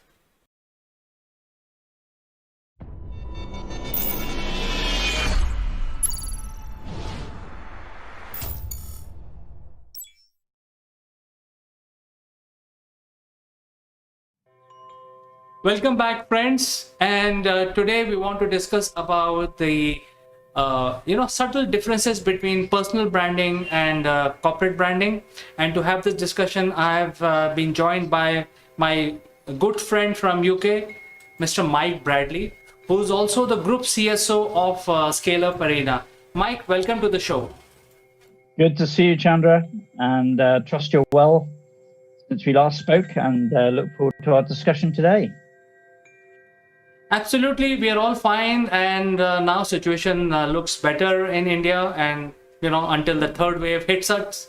So till the time we are enjoying ourselves, I think we have free time for next couple of months. But I think today's subject is very, very important and is most relevant in today's time. That is, how do you build your personal branding, and what is the basic difference between corporate branding and personal branding? So Mike, what is your opinion on this? Well, you see, it's interesting. I think there's a balance to be struck between the two, and I think I'm a big believer in personification.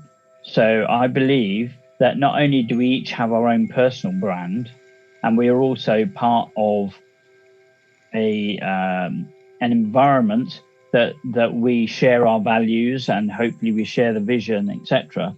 But also within a corporate space, I believe we're also part of the corporate brand, and therefore we have to balance our personal with our corporate branding, and there's an impact and an overlap between the two. So when your personal branding, I would suggest, is made up of the values and the objectives and the vision that you have for yourself.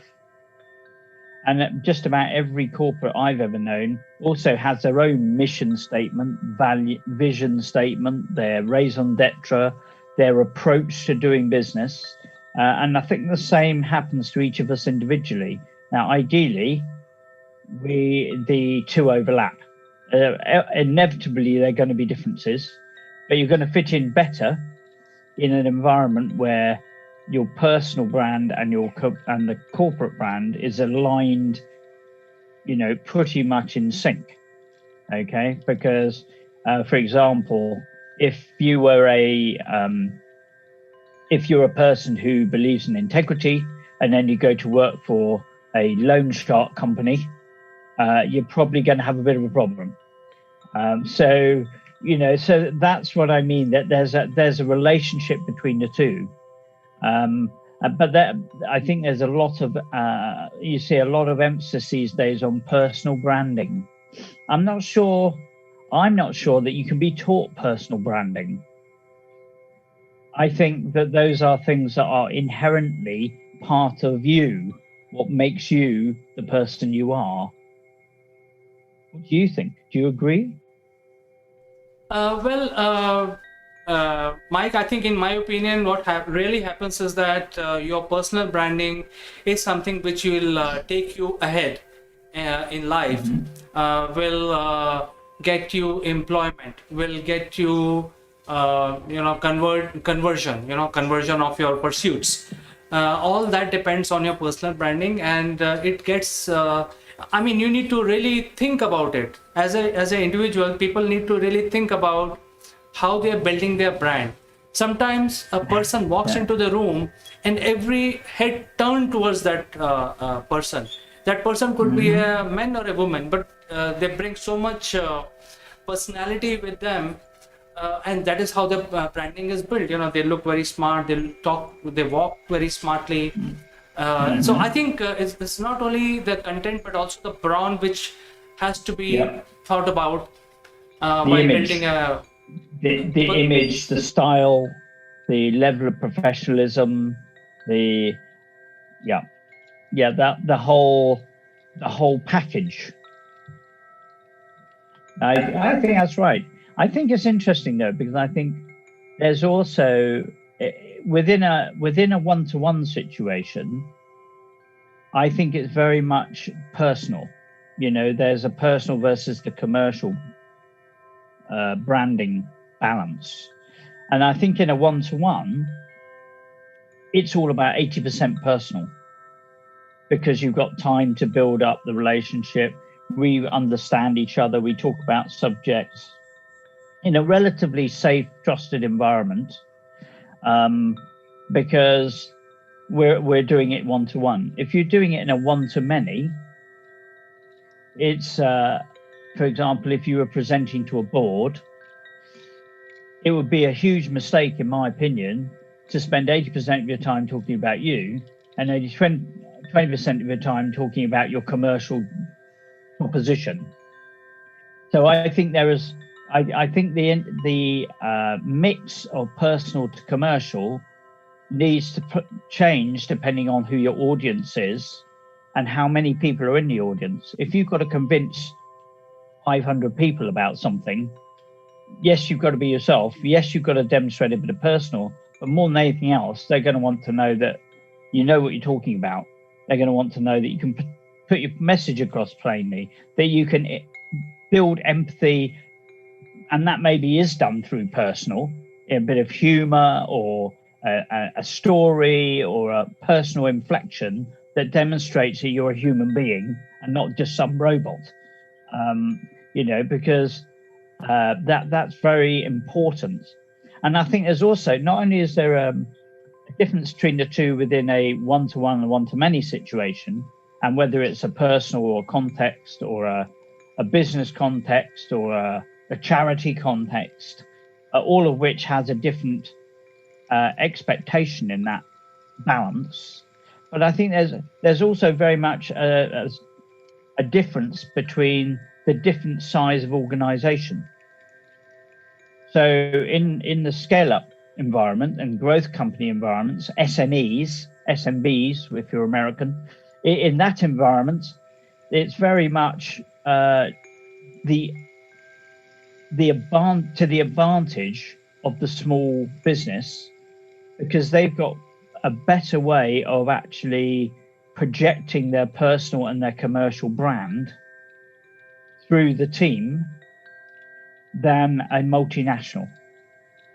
So without mentioning a multinational name, for obvious reasons, if you're a multinational telecom brand, you would say, we're very interested in customer service. And they'll send out their surveys and they'll ask you to score after you've been on the phone. How much would you give us out of 5? And would you recommend us to a friend, and blah, blah, blah. But actually, reality is, are they really interested in you as a customer? As a multinational, so at the top, they say they're interested, but actually, do you get full satisfaction as a customer through their service level? And I would suggest that in multinationals, it's very, very rare that we humble customers walk out of the call or the meeting or the face-to-face or whatever it is thinking, wow, that was such a great experience. It's like, did they manage to do my fix? Well, maybe, but I got the impression they were giving me a textual reply. I could have said, they just give the standard response. They don't really understand my situation. They don't really care about my situation. All they care about is getting me off the call as quickly as possible with a booking for an engineer so that they can hit their call stats every day.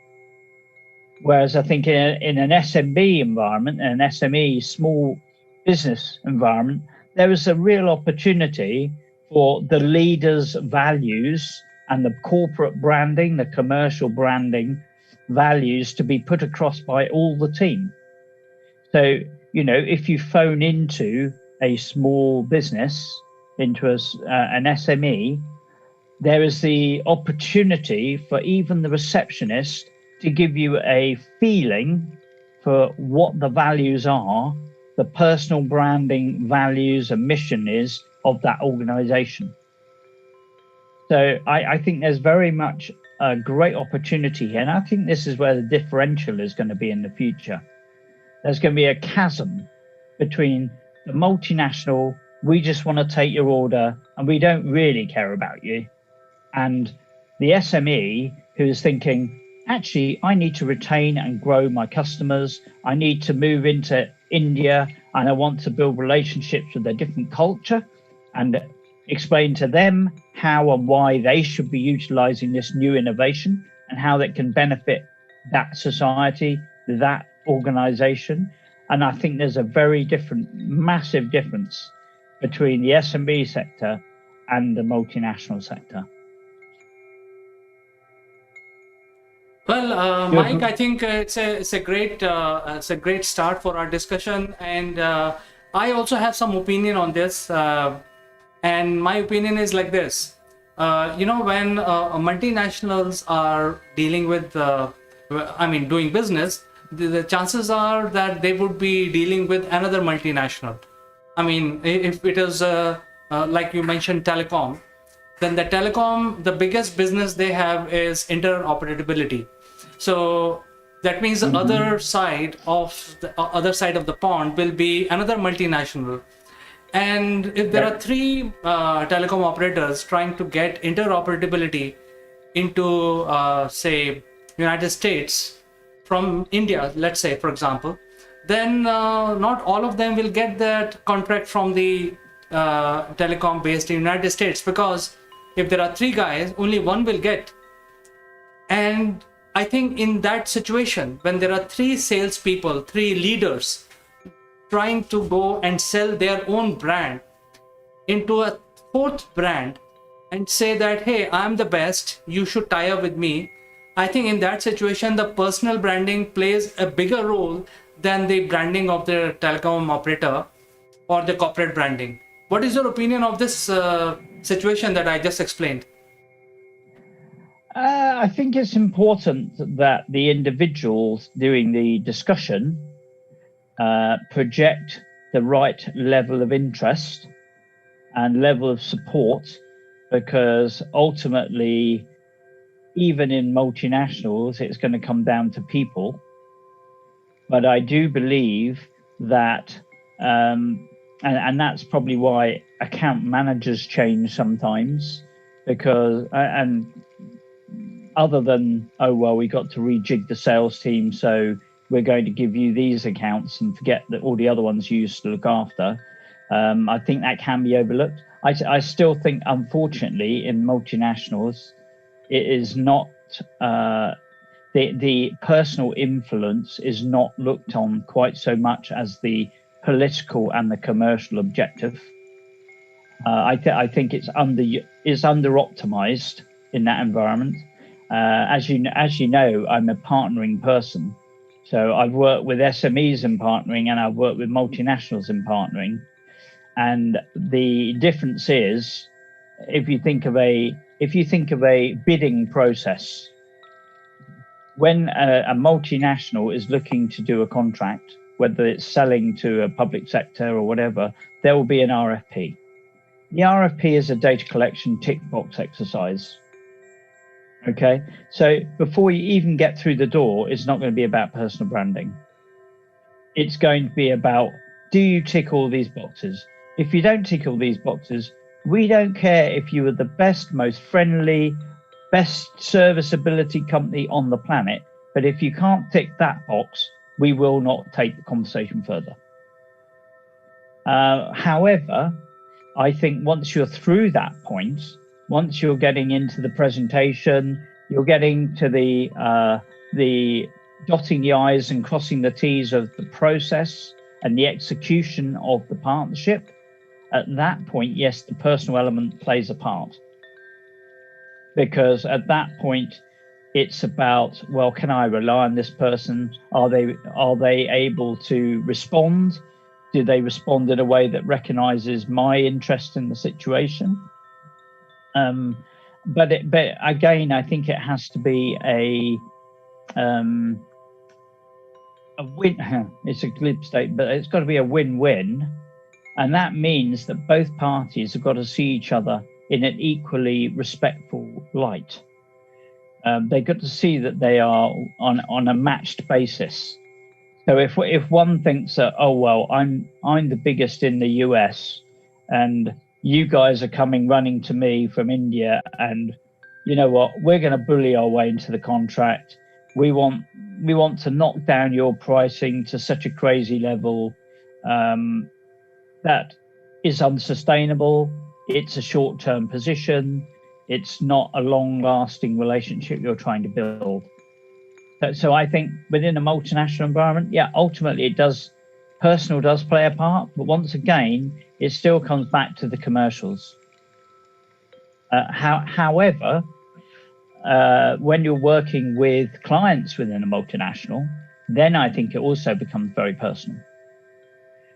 Because once again, it's an individual working on a client account, okay, just in the same way as for an SME, hopefully each prospect or client is of key importance, and that is recognized throughout the organization.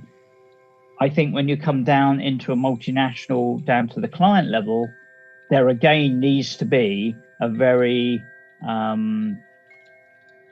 tight relationship between the commercial confidence that is delivered and the personal confidence you have in that contact to deal with your client. So there is a trust element, there is a confidence element. And yes, that does come down to personal and commercial, but that only comes over time. I don't think it's something that just happens quickly and easily. I think it means that all parties need to demonstrate that they have an understanding of the interests of the other party. It's not just got to be about me. It's what is the element of interaction and win-win, a meeting of heads between parties that have a joint objective, a joint venture to make things successful. Mike, I think many leaders, when they discuss things, how how the deals are cracked, etc., and whenever they are meeting, one of the things that most of the leaders say that, hey, most of the deals are cracked in the in the pub outside the client location. So I just want to ask you on this about this, because I think this is a very popular statement that most of the deals are actually not cracked in the office but outside in a pub, in an informal environment. What role personal branding plays in such situations? Well, I think it's absolutely crucial, and I think you're right, because and again, it goes back to that balance we talked about at the beginning, I think, in one-to-one versus one-to-many. When you're in the office, in the formal pitch, in the formal boardroom, it's very unlikely that you're going to get to the personal element to say, do I trust this person? Do I have confidence in this person? Do they know what they're talking about? Do they see the world through my eyes? Do they understand my challenge here, my opportunity here? That's very difficult to convey in a one-to-many meeting. So in the one-to-many meeting, in the formal setting, it's the tick box exercise. However, when you meet somebody outside, you go for lunch, or you have assuming it's not deemed to be, a lunch is a bribe, of course, which sometimes is interpreted that way. But when you meet somebody on a social level, that's on a one-to-one or maybe with a couple of individuals, that's the point at which you really get to know the person. And you can say, well, actually, yeah, I do like the way they live their values. They live the company values, but they also have personal integrity. They have professionalism. They're positive. They're persuasive. I can work with this person. And that's when the human interaction piece works. Such as, even with ourselves. In this sort of case, we're a bit more formal. But when you switch the microphone off, then we start to talk about personal stuff. We start to understand each other and where we're coming from and what our background is. And everybody's got a different journey. Because of that, we'll have differences of opinion. It's not that either of us are wrong. It's just that based on our historical experience and our learning and our values and our culture, maybe, we have a different angle. And that, I think, is the benefit of, and what I love about working internationally, is actually it is that dimension of internationalization that opens your mind to see things in a different way, which ultimately gives us ideas, to lets us ideate, incubate, and implement new ideas. So I think both are vital.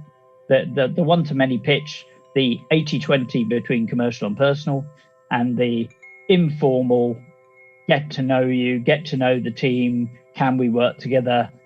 Oh, what did you do in the past? Oh, okay, I didn't realize that. Oh, what do you do for sport? That's when you get to understand people. Actually, you gave us a lot of ideas today, and also the importance of building your own brand, because I think it's very important to build your own brand so that there is a rub-off effect when you meet people formally or informally. I think there is a lot of learning in today's discussion, Mike. So, and it's a very vast subject. It can, as you mentioned, that it takes time to build your brand. It cannot be over in just one day, and if you take these logical steps, your brand will be built. It takes time to build your personal brand. So I think we can end our discussion today at this point. Any of the viewers want any help from Mike and want to reach out to Mike for further advices, they can reach out to Mike directly, or they can reach out to us. We will have this bridge enabled. Mike, thank you so much for joining this discussion, and we'll catch up in the next show. And I'd like to say goodbye for today. Yeah, goodbye to you too, Chandra. It's been a pleasure as always.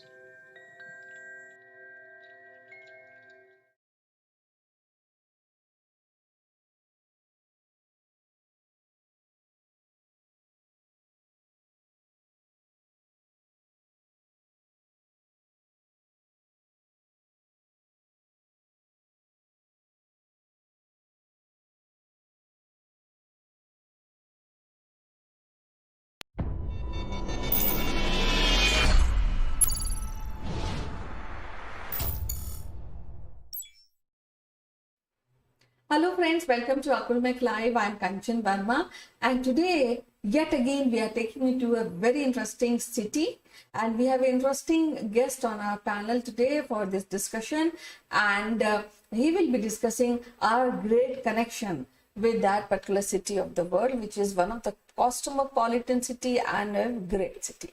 So stick around to this episode till the end. You will find many more information about the city. Welcome back, and today we are going to a very interesting city, and our esteemed guest is taking us to that particular city, and I will definitely ask him where he is taking us. So I would like to welcome Mr. Sitesh Srivastav, who is an IT professional. He has a deep interest in radio broadcasting. So welcome to the show, Sitesh. How are you doing? Bamba Kanchan-san, Genki desu ka? That means good evening, Kanchan. And today I would like to take you and our viewers to a famed world-class city which I was destined to meet my own. Very nice. Tokyo. Okay. To Tokyo today, and it is one of the interesting city of the world, and definitely many people eager to go to this city and work there. Many people work there. So what is your experience with the city? Well, what best today to tell you that Tokyo is waiting for the Olympics to happen from next month. And despite the pandemic, the Japanese resilience is on the show again, where they say that we will go ahead with the Olympics. And that is one of the small revelations about the Japanese society that I got to see when I went to Japan in Tokyo, and I lived there. And I lived there for almost 6 years of my life, 6 years of my precious moments in Tokyo. So Kanchan, how have you been? Would you like to go to Japan with me? Definitely, I'm very well, and I'm eager to come out of the house from social distancing. I'm really eager. So take me to the Tokyo.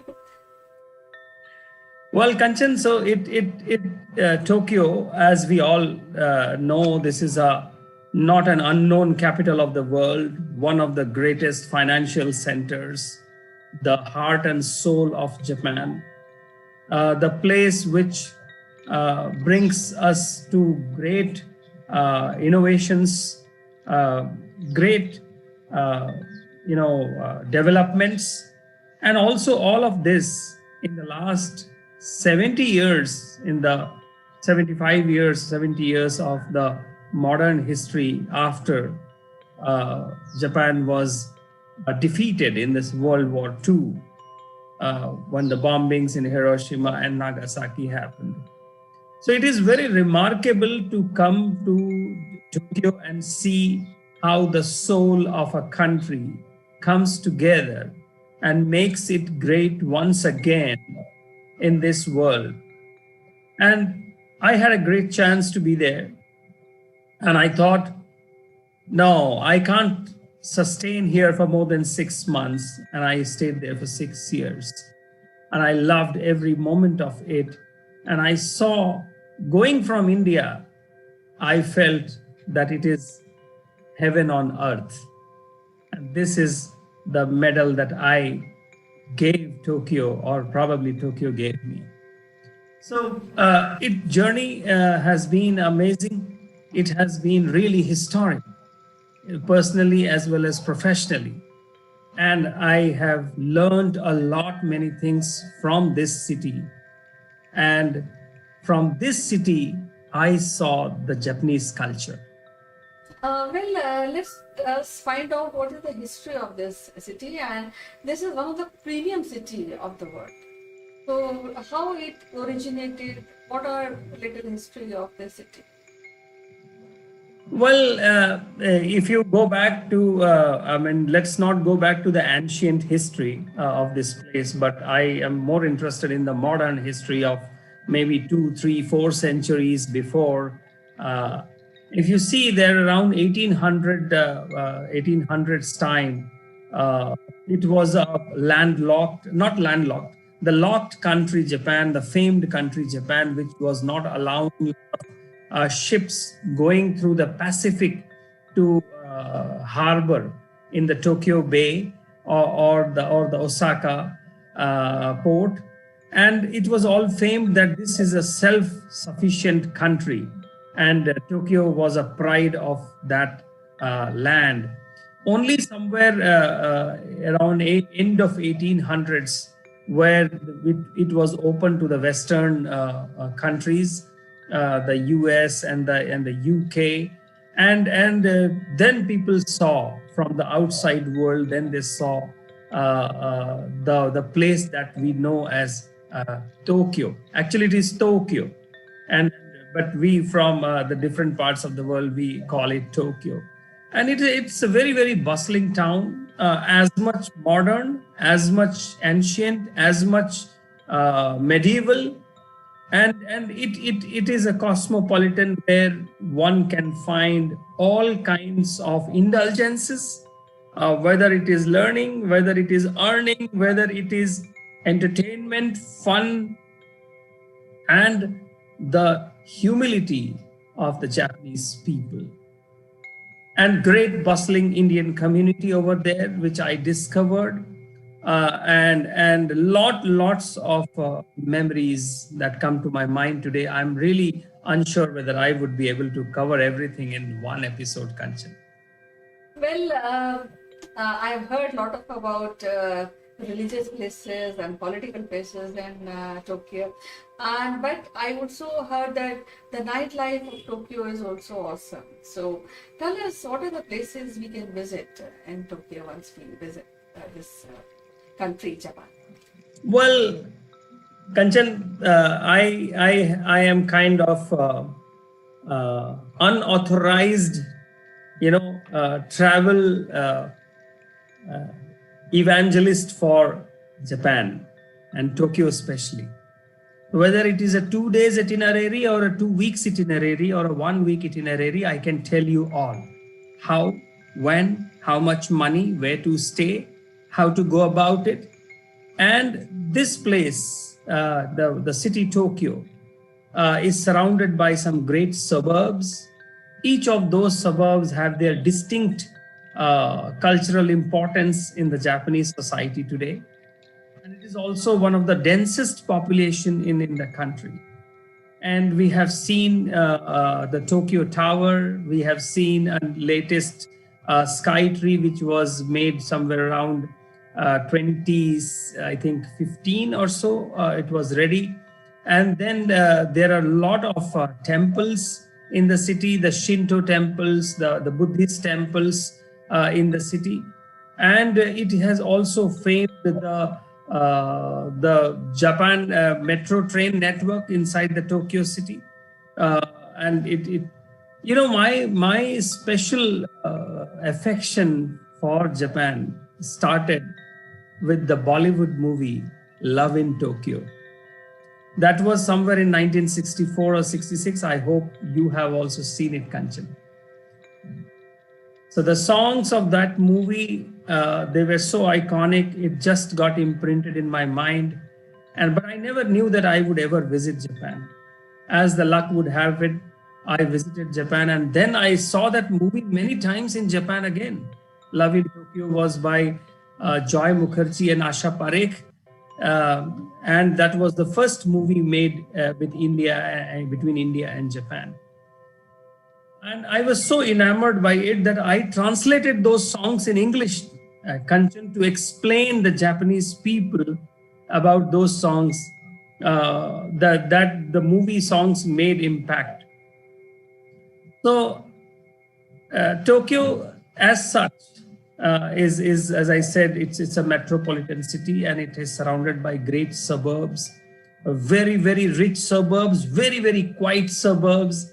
And the best way is to see it by foot, as I always say, and also the metro train. The public transport is amazing. You don't need to have a car for yourself to drive around. And of course, Tokyo Tower which is known all over the world. Looks like sometimes that you are in front of Eiffel Tower, Paris. But it is a hallmark. It is a hallmark. And then there are some great, architectures, buildings that we can see in the Shinjuku district, in the Marunouchi district, in the Odaiba reclaimed islands, just outside of Tokyo. And then there's a great city called Yokohama next to the Tokyo. And then there are for the international visitors, you can also see a German village over there. You can go and see how the German villages are. And one great attraction is the bullet trains, which they call Shinkansen. Well, at this point of time, I want to ask 2-3 things. First is, you mentioned religion. You mentioned temples, you mentioned Buddhist temple. So what a religion is to Japanese people? Because here it is something very, very big thing for Indians. So I just want to understand how they react to their religion and other religions. Well, when I reached Japan, I never thought that this country or the people would be so much of religious people. But I was taken by shock when I saw during the New Year's Day, lots of Japanese, almost all of Japanese, they go to the temples. In the last week of December, in the 1st of January, which is a holiday in the country, they go to all the temples.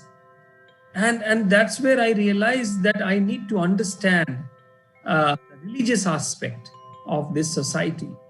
And I was told, I saw there are two main religions, Shintoism, and the second one is Buddhism.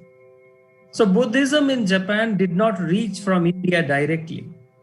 It traveled from India to China, and from China it reached to Japan. So the Buddhism that we see in Japan is influenced by the Chinese sect or the followings of the Buddhism. And then there are more very popular Buddhism sects. Nowadays, actually, there's one very popular is Nichiren Buddhism, and there is one great international community called Soka Gakkai, SG.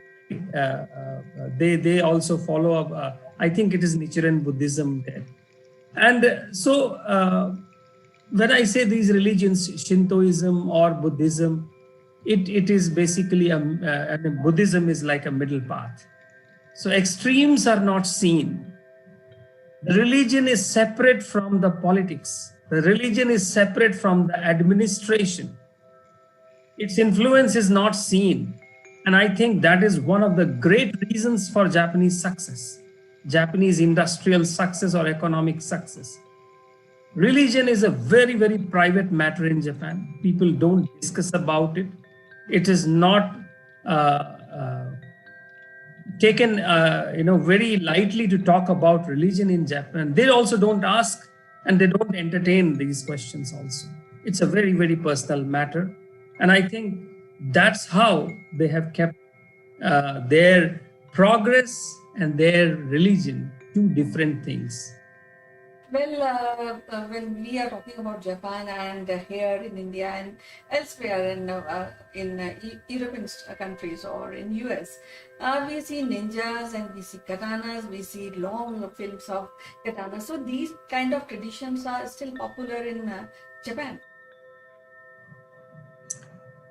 Well, I think the traditions with the Japanese people, as I saw in Tokyo, culture is the utmost thing that they hold very, very close to their hearts. Culture, and second thing is their language, Japanese language.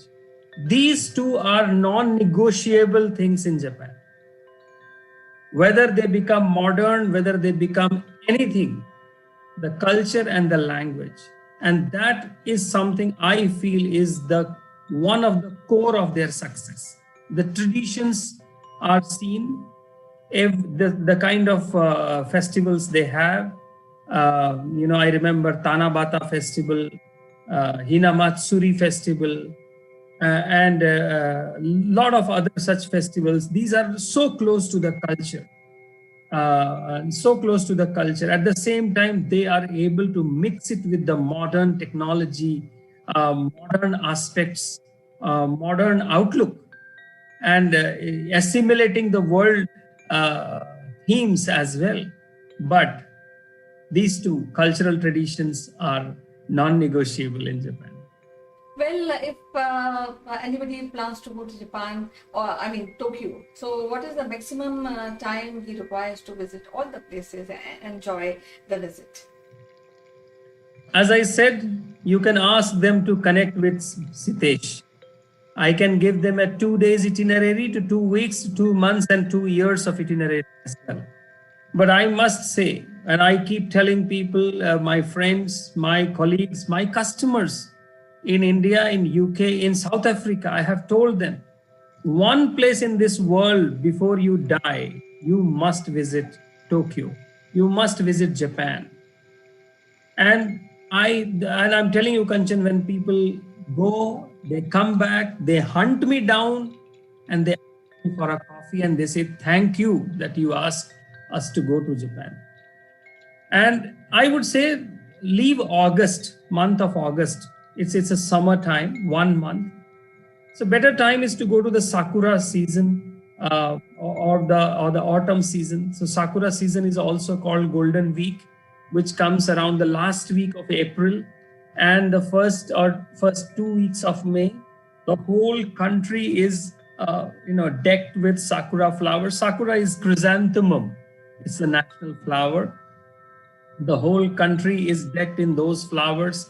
There is a great tradition of going out and sitting, beneath the sakura trees, and then with their families, and have the flowers falling and enjoying. The another great time is the autumn time. That is somewhere around October and around the end of November, when the whole country goes completely autumn colors, fall colors, golden, orange, reddish. And those are the great times to be in Japan. But again, Tokyo as a city is a place which is evergreen, ever inviting.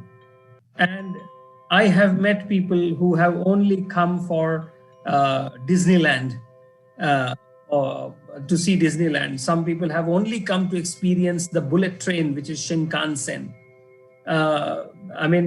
In the morning, you can sit in a train and travel to 800 kilometers in 2 hours' time, spend the whole day there, and come back in the evening and have a cup of coffee again with your family or friends. So some people go there only for the cultural reasons. And some people are, looking for anime. Anime. All those TV channels that children see, the graphics. So it is anytime city. Tokyo is anytime city. And I know you will ask me about food, so I will tell you. Especially food for vegetarian people.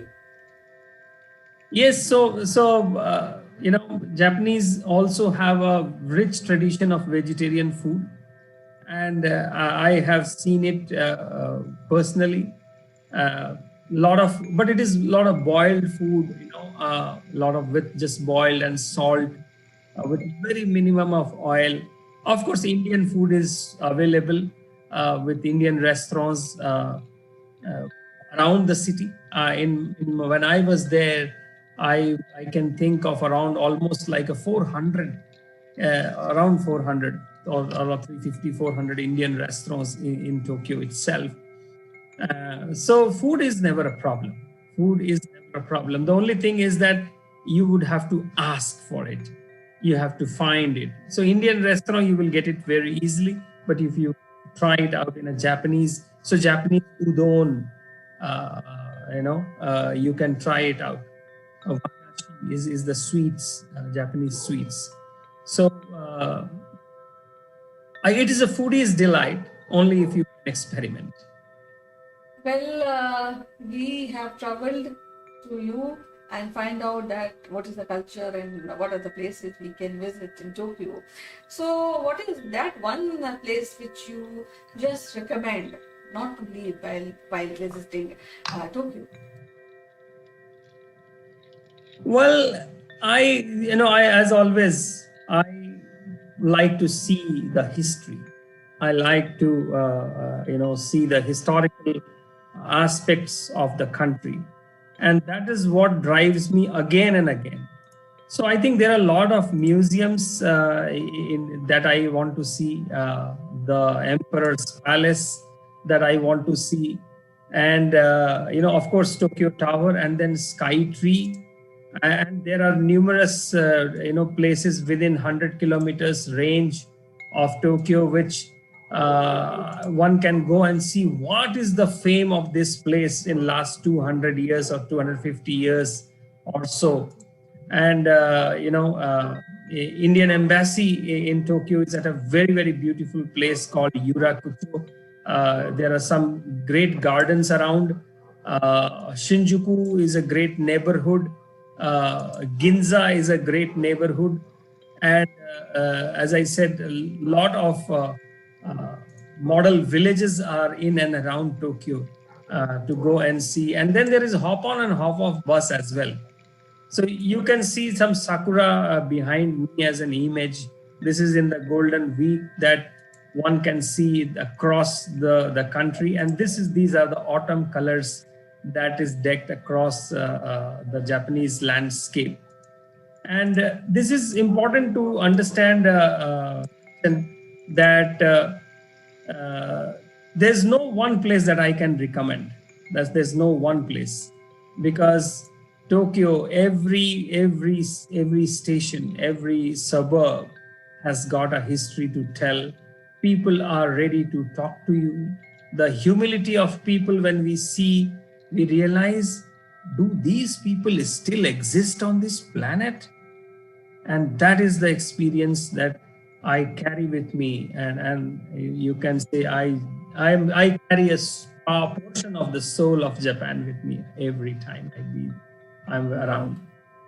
Well, I've been discussing different cities with you every week, and I come to know that Banaras is also one of the city which is very close to your heart. Now, I have also realized that Tokyo is also a very city which is very close to your heart. Both the cities are sitting in your heart at the moment. So, what you will say, maybe describe Tokyo in 2 or 3 words? Visit it once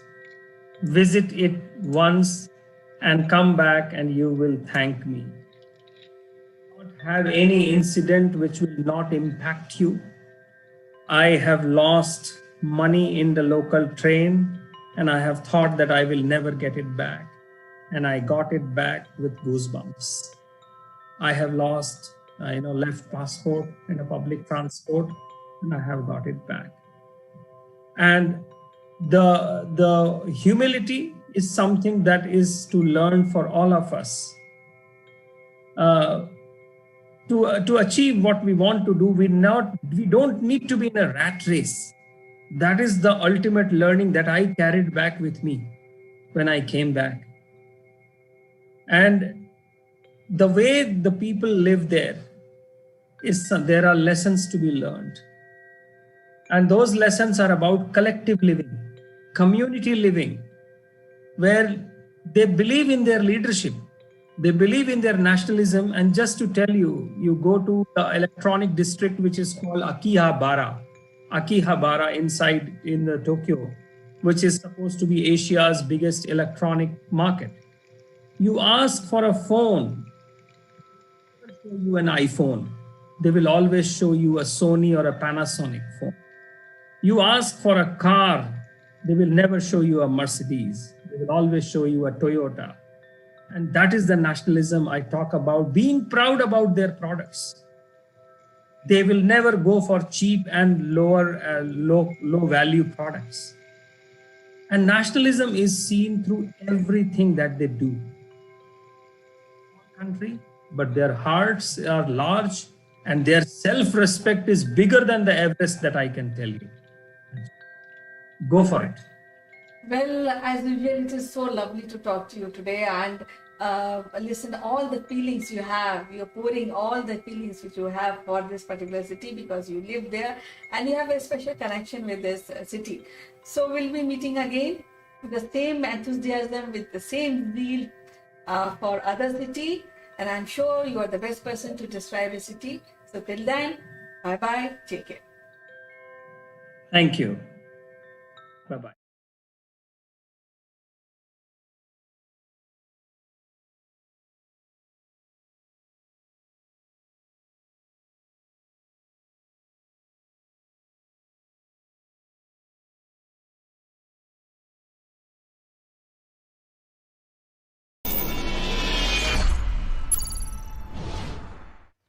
Hello friends, welcome to Akulmach Live. I'm Kanchan Verma and today in this episode we'll be talking about art, heritage and architecture of one of the wonderful places of the world. And we'll be discussing this with our guest. So I'll be meeting you after a few disclaimers. So stick around.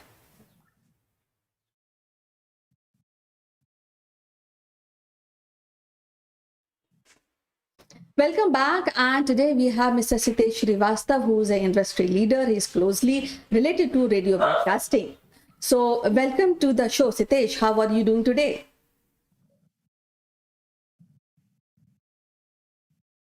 Thank you, Kanchan, for connecting me from anywhere in this world.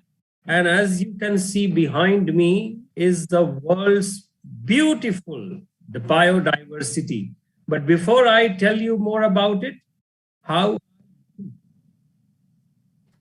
Well, I'm perfectly fine and I'm so eager to hear which place we are visiting today. This place is only called as Cape of Good Hope. The only place on this planet, Cape of Good Hope, the Cape Town, the mother city, and a place which is steeped in modern 5 centuries of history. That is the Cape Town for you, Kanchan, this morning. Well, lovely, because I know this is a quite an old place, an old city, and there's, I think, a lot of mingling of people from different continents, different cities. So I'm more eager to know about the culture and the art of Cape Town. Of course, the legislative capital of South Africa, Kanchan, colloquially called Mother City. You know, there are 2 other capitals in South Africa. One is the Free State in Bloemfontein and the other one is in Pretoria. And interestingly, Cape Town is located approximately on the same latitude of Sydney in Australia and Buenos Aires in Argentina. It is located at the Table Bay. It is one of the oldest urban areas in the Western Cape. You know, in the modern history, I am told that somewhere around 1488, the Portuguese explorer, Barto Diaz named it Cape of Storms. And then John II of Portugal names it as Cape of Good Hope. There must be a reason why a place of, and on the confluence of Indian Ocean and Atlantic Ocean, known as Cape of Good Hope, where the sea is actually very rough. The Atlantic side is very, very peace and calmful from far, but the Indian Ocean side is very, very rough, Kanchan. 1497, Vasco da Gama also recorded the sighting of this Cape of Good Hope. By the 16th century, French, Danish, Dutch, English, they all were there. But the Portuguese were, the most commonly, fleets continued to stop over in the Table Bay in while they were reaching out to the Indies, which is the far east or the Asian side, and the trade was tobacco, copper, and iron. And they were also trying to fight for a place with the cocoa plants. And you must, today life looks so easy to us. We just hop onto a flight and we travel across the globe in 13, 14 hours. Think of those days, Kanchan, when the North America, South America, and the Europe, to connect them to the Asian side and the Australian side, Cape Town was the only place, only port of call where ships used to come there for repair and some rest. So this place is steeped in history, modern history, and Cape Town must be seen not just as a natural wonder, but also as a thriving, living city, which is also a mirror of the modern world. I'm sure you have heard about it and you have seen its pictures, Kanchan. Well, yes, and as you mentioned that was ancient port. This is ancient port, and I'm sure people who were traveling by ship in older times in antiquity, they must have faced a hardship and crossing from one place, one continent to another continent, and keeping that distance, keeping that area, and reaching to America or European country. So definitely, and this place, I think, as I mentioned, that many people must have landed on this place, and I'm sure they must have left their mark on that place. So what kind of culture we see in in Cape Town? Well, Kanchan, the question that comes to my mind whenever I have been to Cape Town is that this place was discovered by the seafarers, by the sea explorers who were trying to find out new lands, not just for trade, but also for dominion. So they figured out a place which was probably known as Cape Peninsula. I don't know whether it was given by, was it the local name back then in 1480s or something like that? If you think of it, those seafarers and explorers, they found this place to be conducive for human settlement. They found it conducive. They also figured out that after Cape Town or before Cape Town, the sea is vast sea of no great port where they can, anchor their ships. And this place is steeped in the maritime history, and the world history can be written sitting in Cape Town of the last at least 500 years of history. The world can, I'm sure there are some books or there are historians who can write the world history, because Cape Town has got a lot of cultural, historical facts and also secrets. And the best connection with Asia I could find in the Cape Malay food and the Cape Malay culture there, Kanchan. And this, became the biggest settlement by 1652. It got its municipality, and before the gold was found in Johannesburg area, this was the largest settlement in the southern African point. And we truly believe that this is the meeting point, also the melting point between the eastern and western hemispheres. Kanchan, this city is full of museums, churches, cathedrals, slave museums, Castle of Good Hope, slave memorial, slave lodge.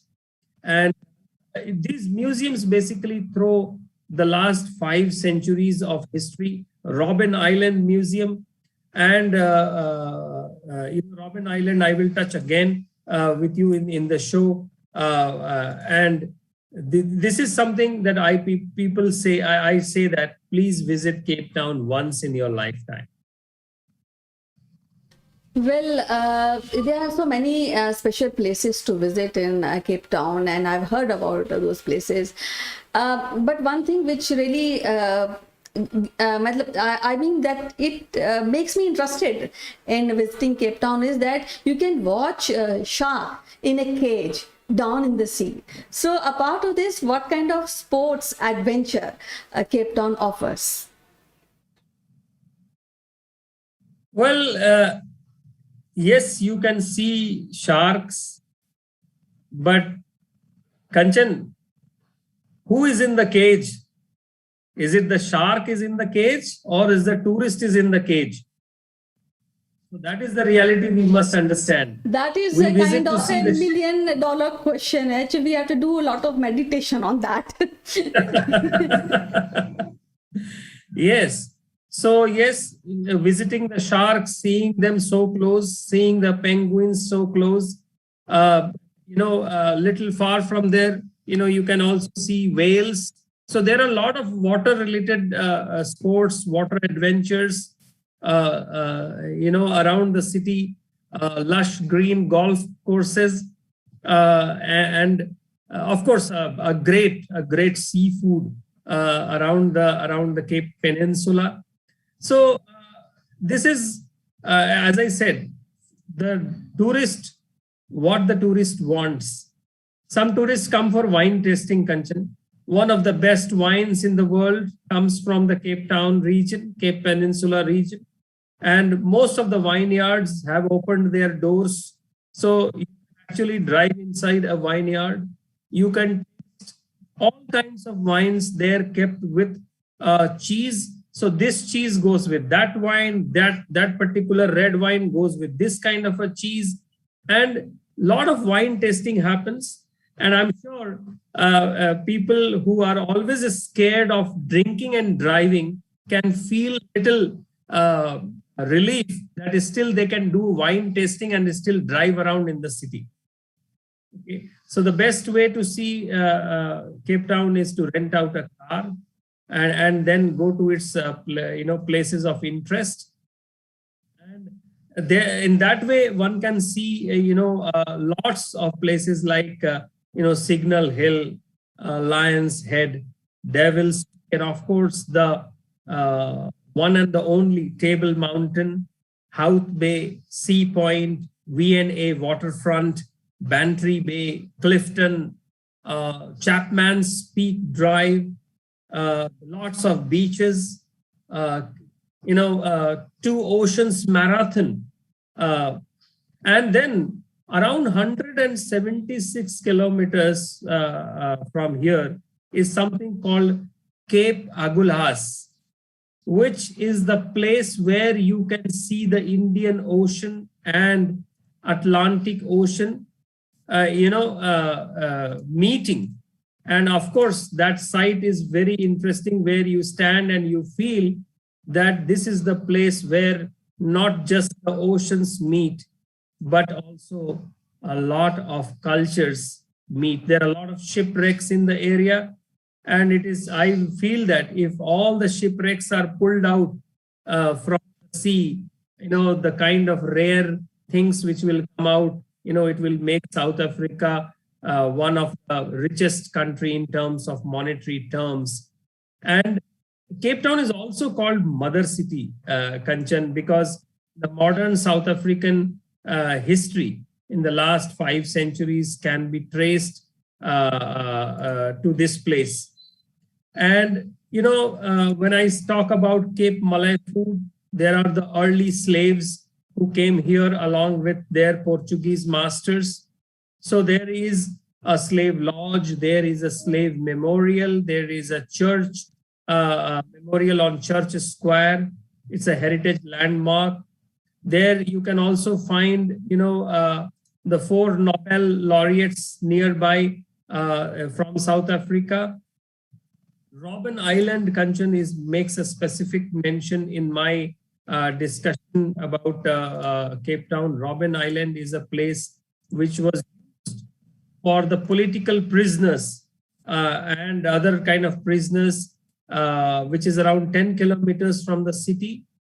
Many famous political prisoners were held here for, including Nelson Mandela, for almost, I believe, 15 to 18 years in the same jail cell inside the Robben Island. And I have seen that place, and I had my, goosebumps. How can somebody live in this small place, away from the family, the friends, and the community for, so many years? And so Robben Island is also a UNESCO declared World Heritage Site from 1999. And people have been banished and isolated on this island for almost 400 years, Kanchan. So this city is about the slave culture. This city is about the Cape Point, Cape of Good Hope. This city is about how the world has changed over centuries. And one can, today it also boasts about few international repute universities and colleges like University of Cape Town, Stellenbosch, Cape Peninsula University, and drive yourself and give yourself a cool 5 days. And if you really want to enjoy, then try it during the daytime. Drive around the city weekdays, less crowd, and go with a high precision camera. Well, as you mentioned, Nelson Mandela, and you have seen where he lived in the jail. And you see, freedom doesn't come, it is very costly, and the cost is a soldier's life, and people who are instrumental in getting us, because we were also colony, independence or freedom. I think that has to be saluted maybe every day. At this point, I would like to ask you one important thing: how you will describe Cape Town in one sentence?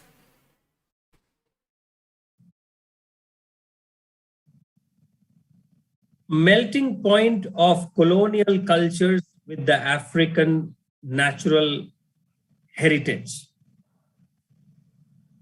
A place where you stand and you can actually look left and right and south and north, and you can actually feel and breathe the history of the modern world in last 5 centuries. Everybody speaks about Cape Town's natural beauty, the wines, and its picturesque drives. But I think people must also stand there and recognize the Robben Island and its importance. People must also understand how Cape Town was a single point connecting the Western Hemisphere and the Eastern Hemisphere, and also from the north. So this place has got much more to offer than just a tourist activity. Beautiful weather, amazingly nice wine and cheese. Indian food is available throughout the city. Our Indian Taj Hotels maintains a 5-star property in the center of Cape Town. Bombay Brasserie restaurant inside that Taj Hotel serves some very, very nice Indian street food. Also, the local Indian food in South Africa is also available, and driving by car is recommended. Sitting at the VA waterfront and seeing the sunset and sunrise. I'm told most of the Hollywood heroes and actresses have their holiday homes in the Cape Town Peninsula Bay Area, and there are some ferries which can take you around. If you have a much time, you can take a car down to towards the Garden Route. Garden Route is one of the most scenic routes along in the world by the UNESCO World Heritage Site, that garden route. And Cape Town is once in a lifetime postcard opportunity. Well, it was so wonderful to really know about Cape Town and listen how it is a wonderful place and one can visit at least once in lifetime. So, as usual, it is so wonderful to talk to you today, and we'll be meeting again with some other wonderful place. Till then, bye-bye, and you take care. Thank you, Kanchan. Goodbye from Cape of Good Hope.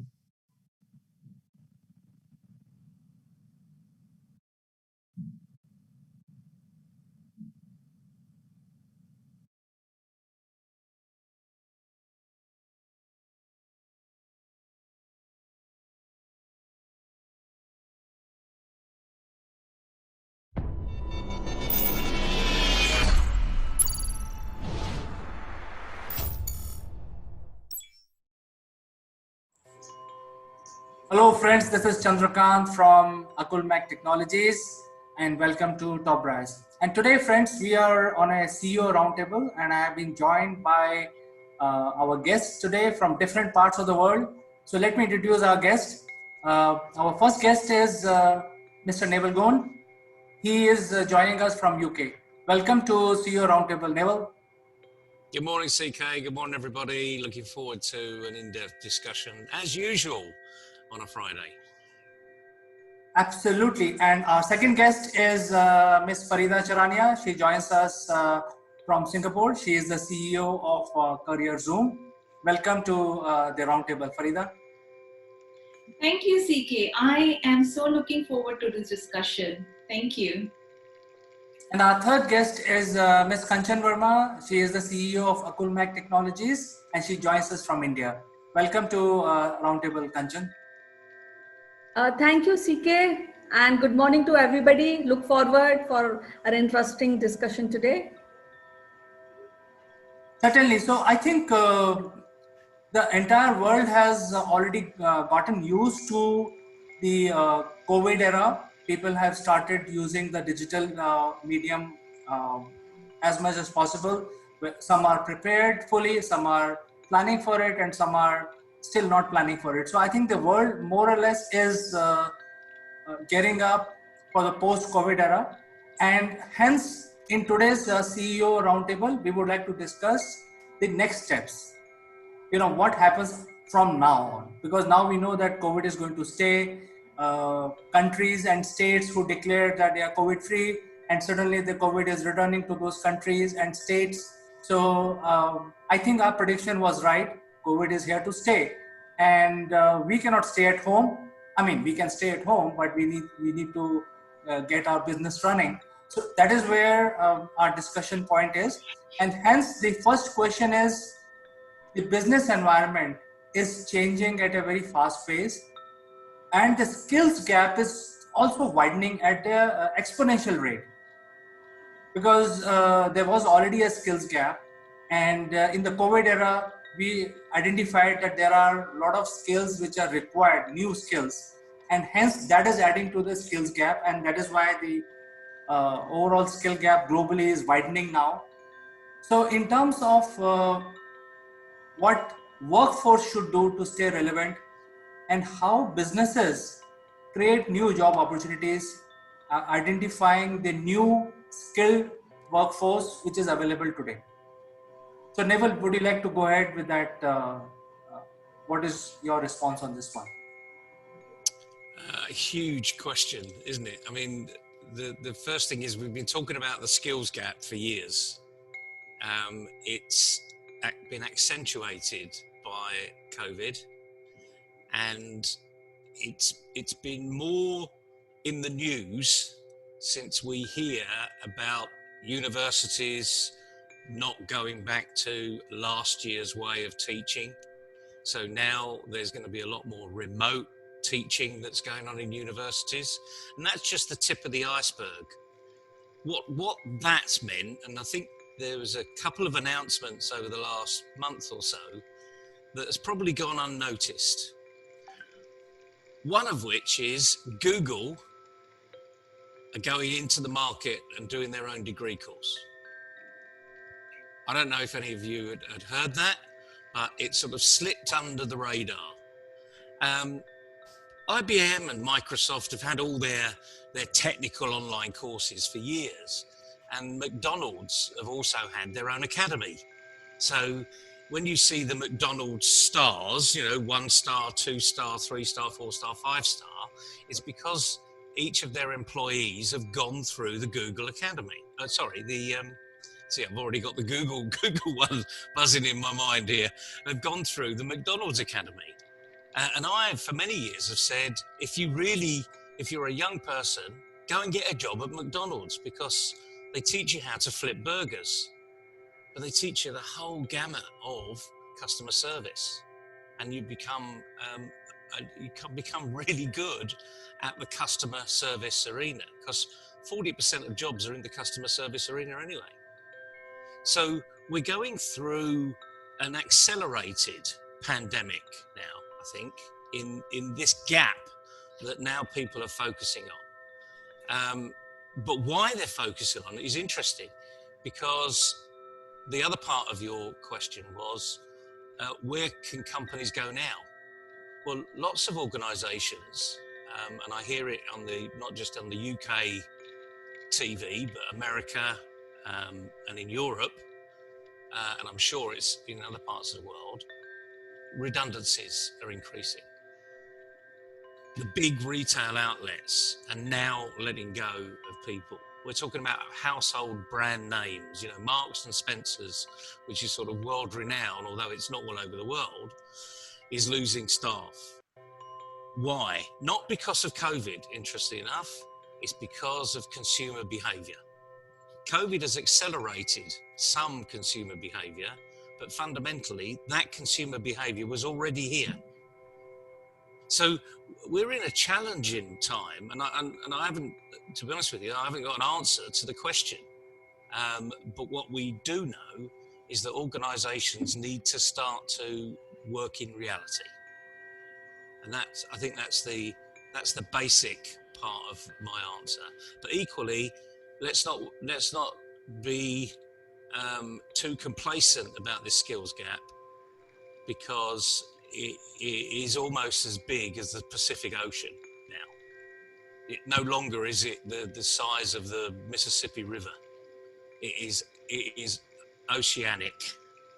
So I'll drop that bombshell as we start, because that maybe prompt a few thought processes going through, and let's hear what everyone else has got to say. So that's a great answer, and I was using the word called widening, but I think you've put it in right perspective. It is a Pacific Ocean. So Kanchan, what do you think? We have discussed that what are the skills required, and the soft skills are now becoming hard skills. So in the previous sessions we have discussed that. But in terms of the business recalibration, what people should do now so that they can utilize the people who are enthusiastic enough and acquiring new skills? I have been listening to Nebel, and he has mentioned a customer behavior one point.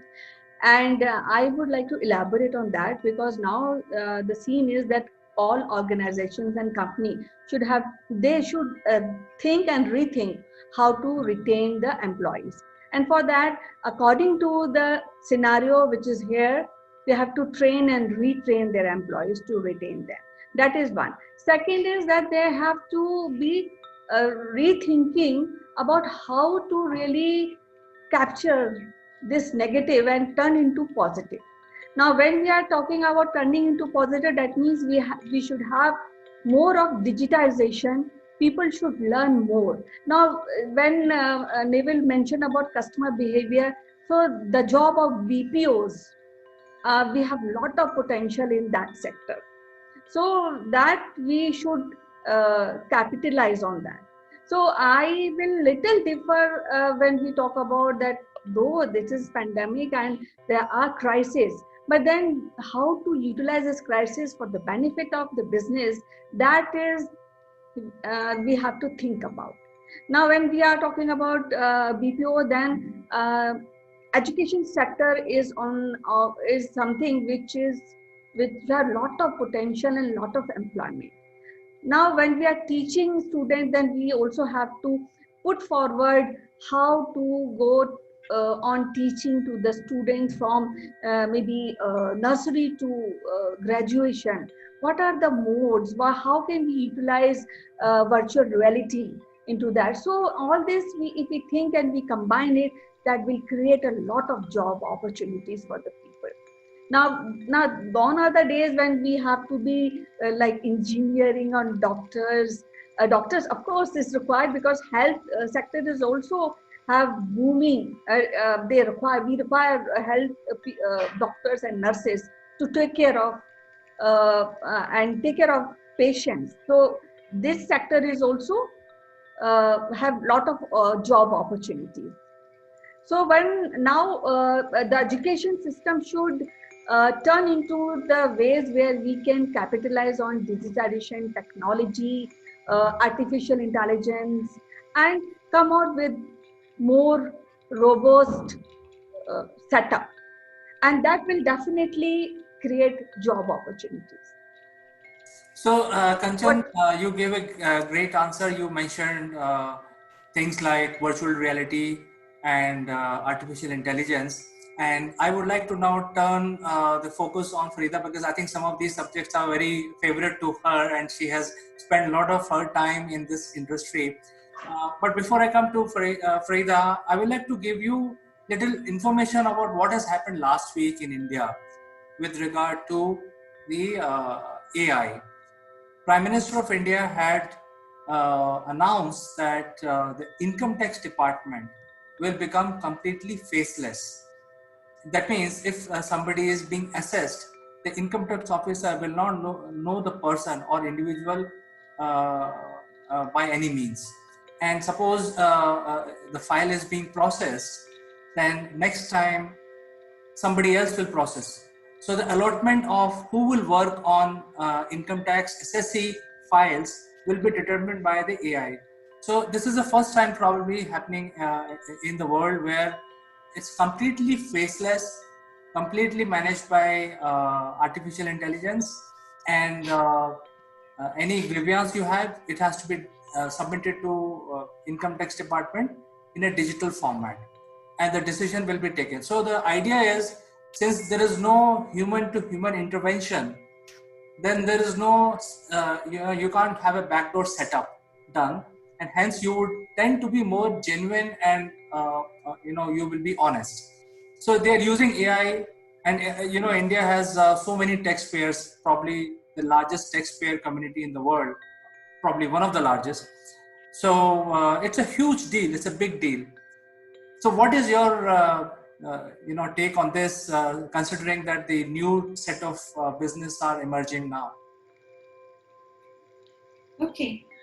Thank you, CK. First of all, let me just kind of, put forth some thoughts, because this has been coming to my mind recently with all the people that I've been interacting, etc.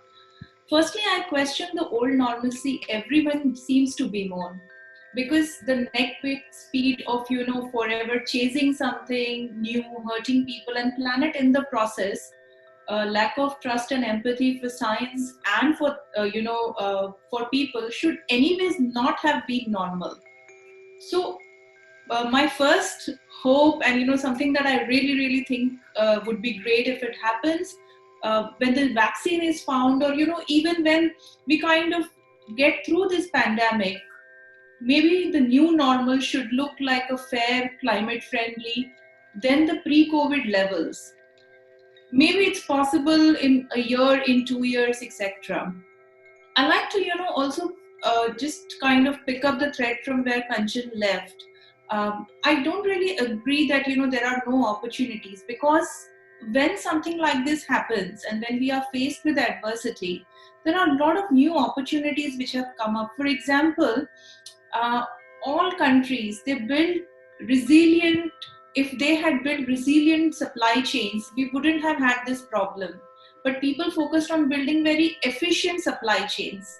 So they did not build resilient supply chains. And that's why we had this problem when the pandemic happened. Masks were not available, prices shot up, etc. And this is something which is, drivable from a global level, from the government level. So, probably one of the things that every industry, every company within that industry needs to look at is, building resilient supply chains. Secondly, consumer behavior. Neville mentioned that consumer behavior has changed. But yes, I agree with Neville, that has been in the offing for a long time. This pandemic just, accelerated it.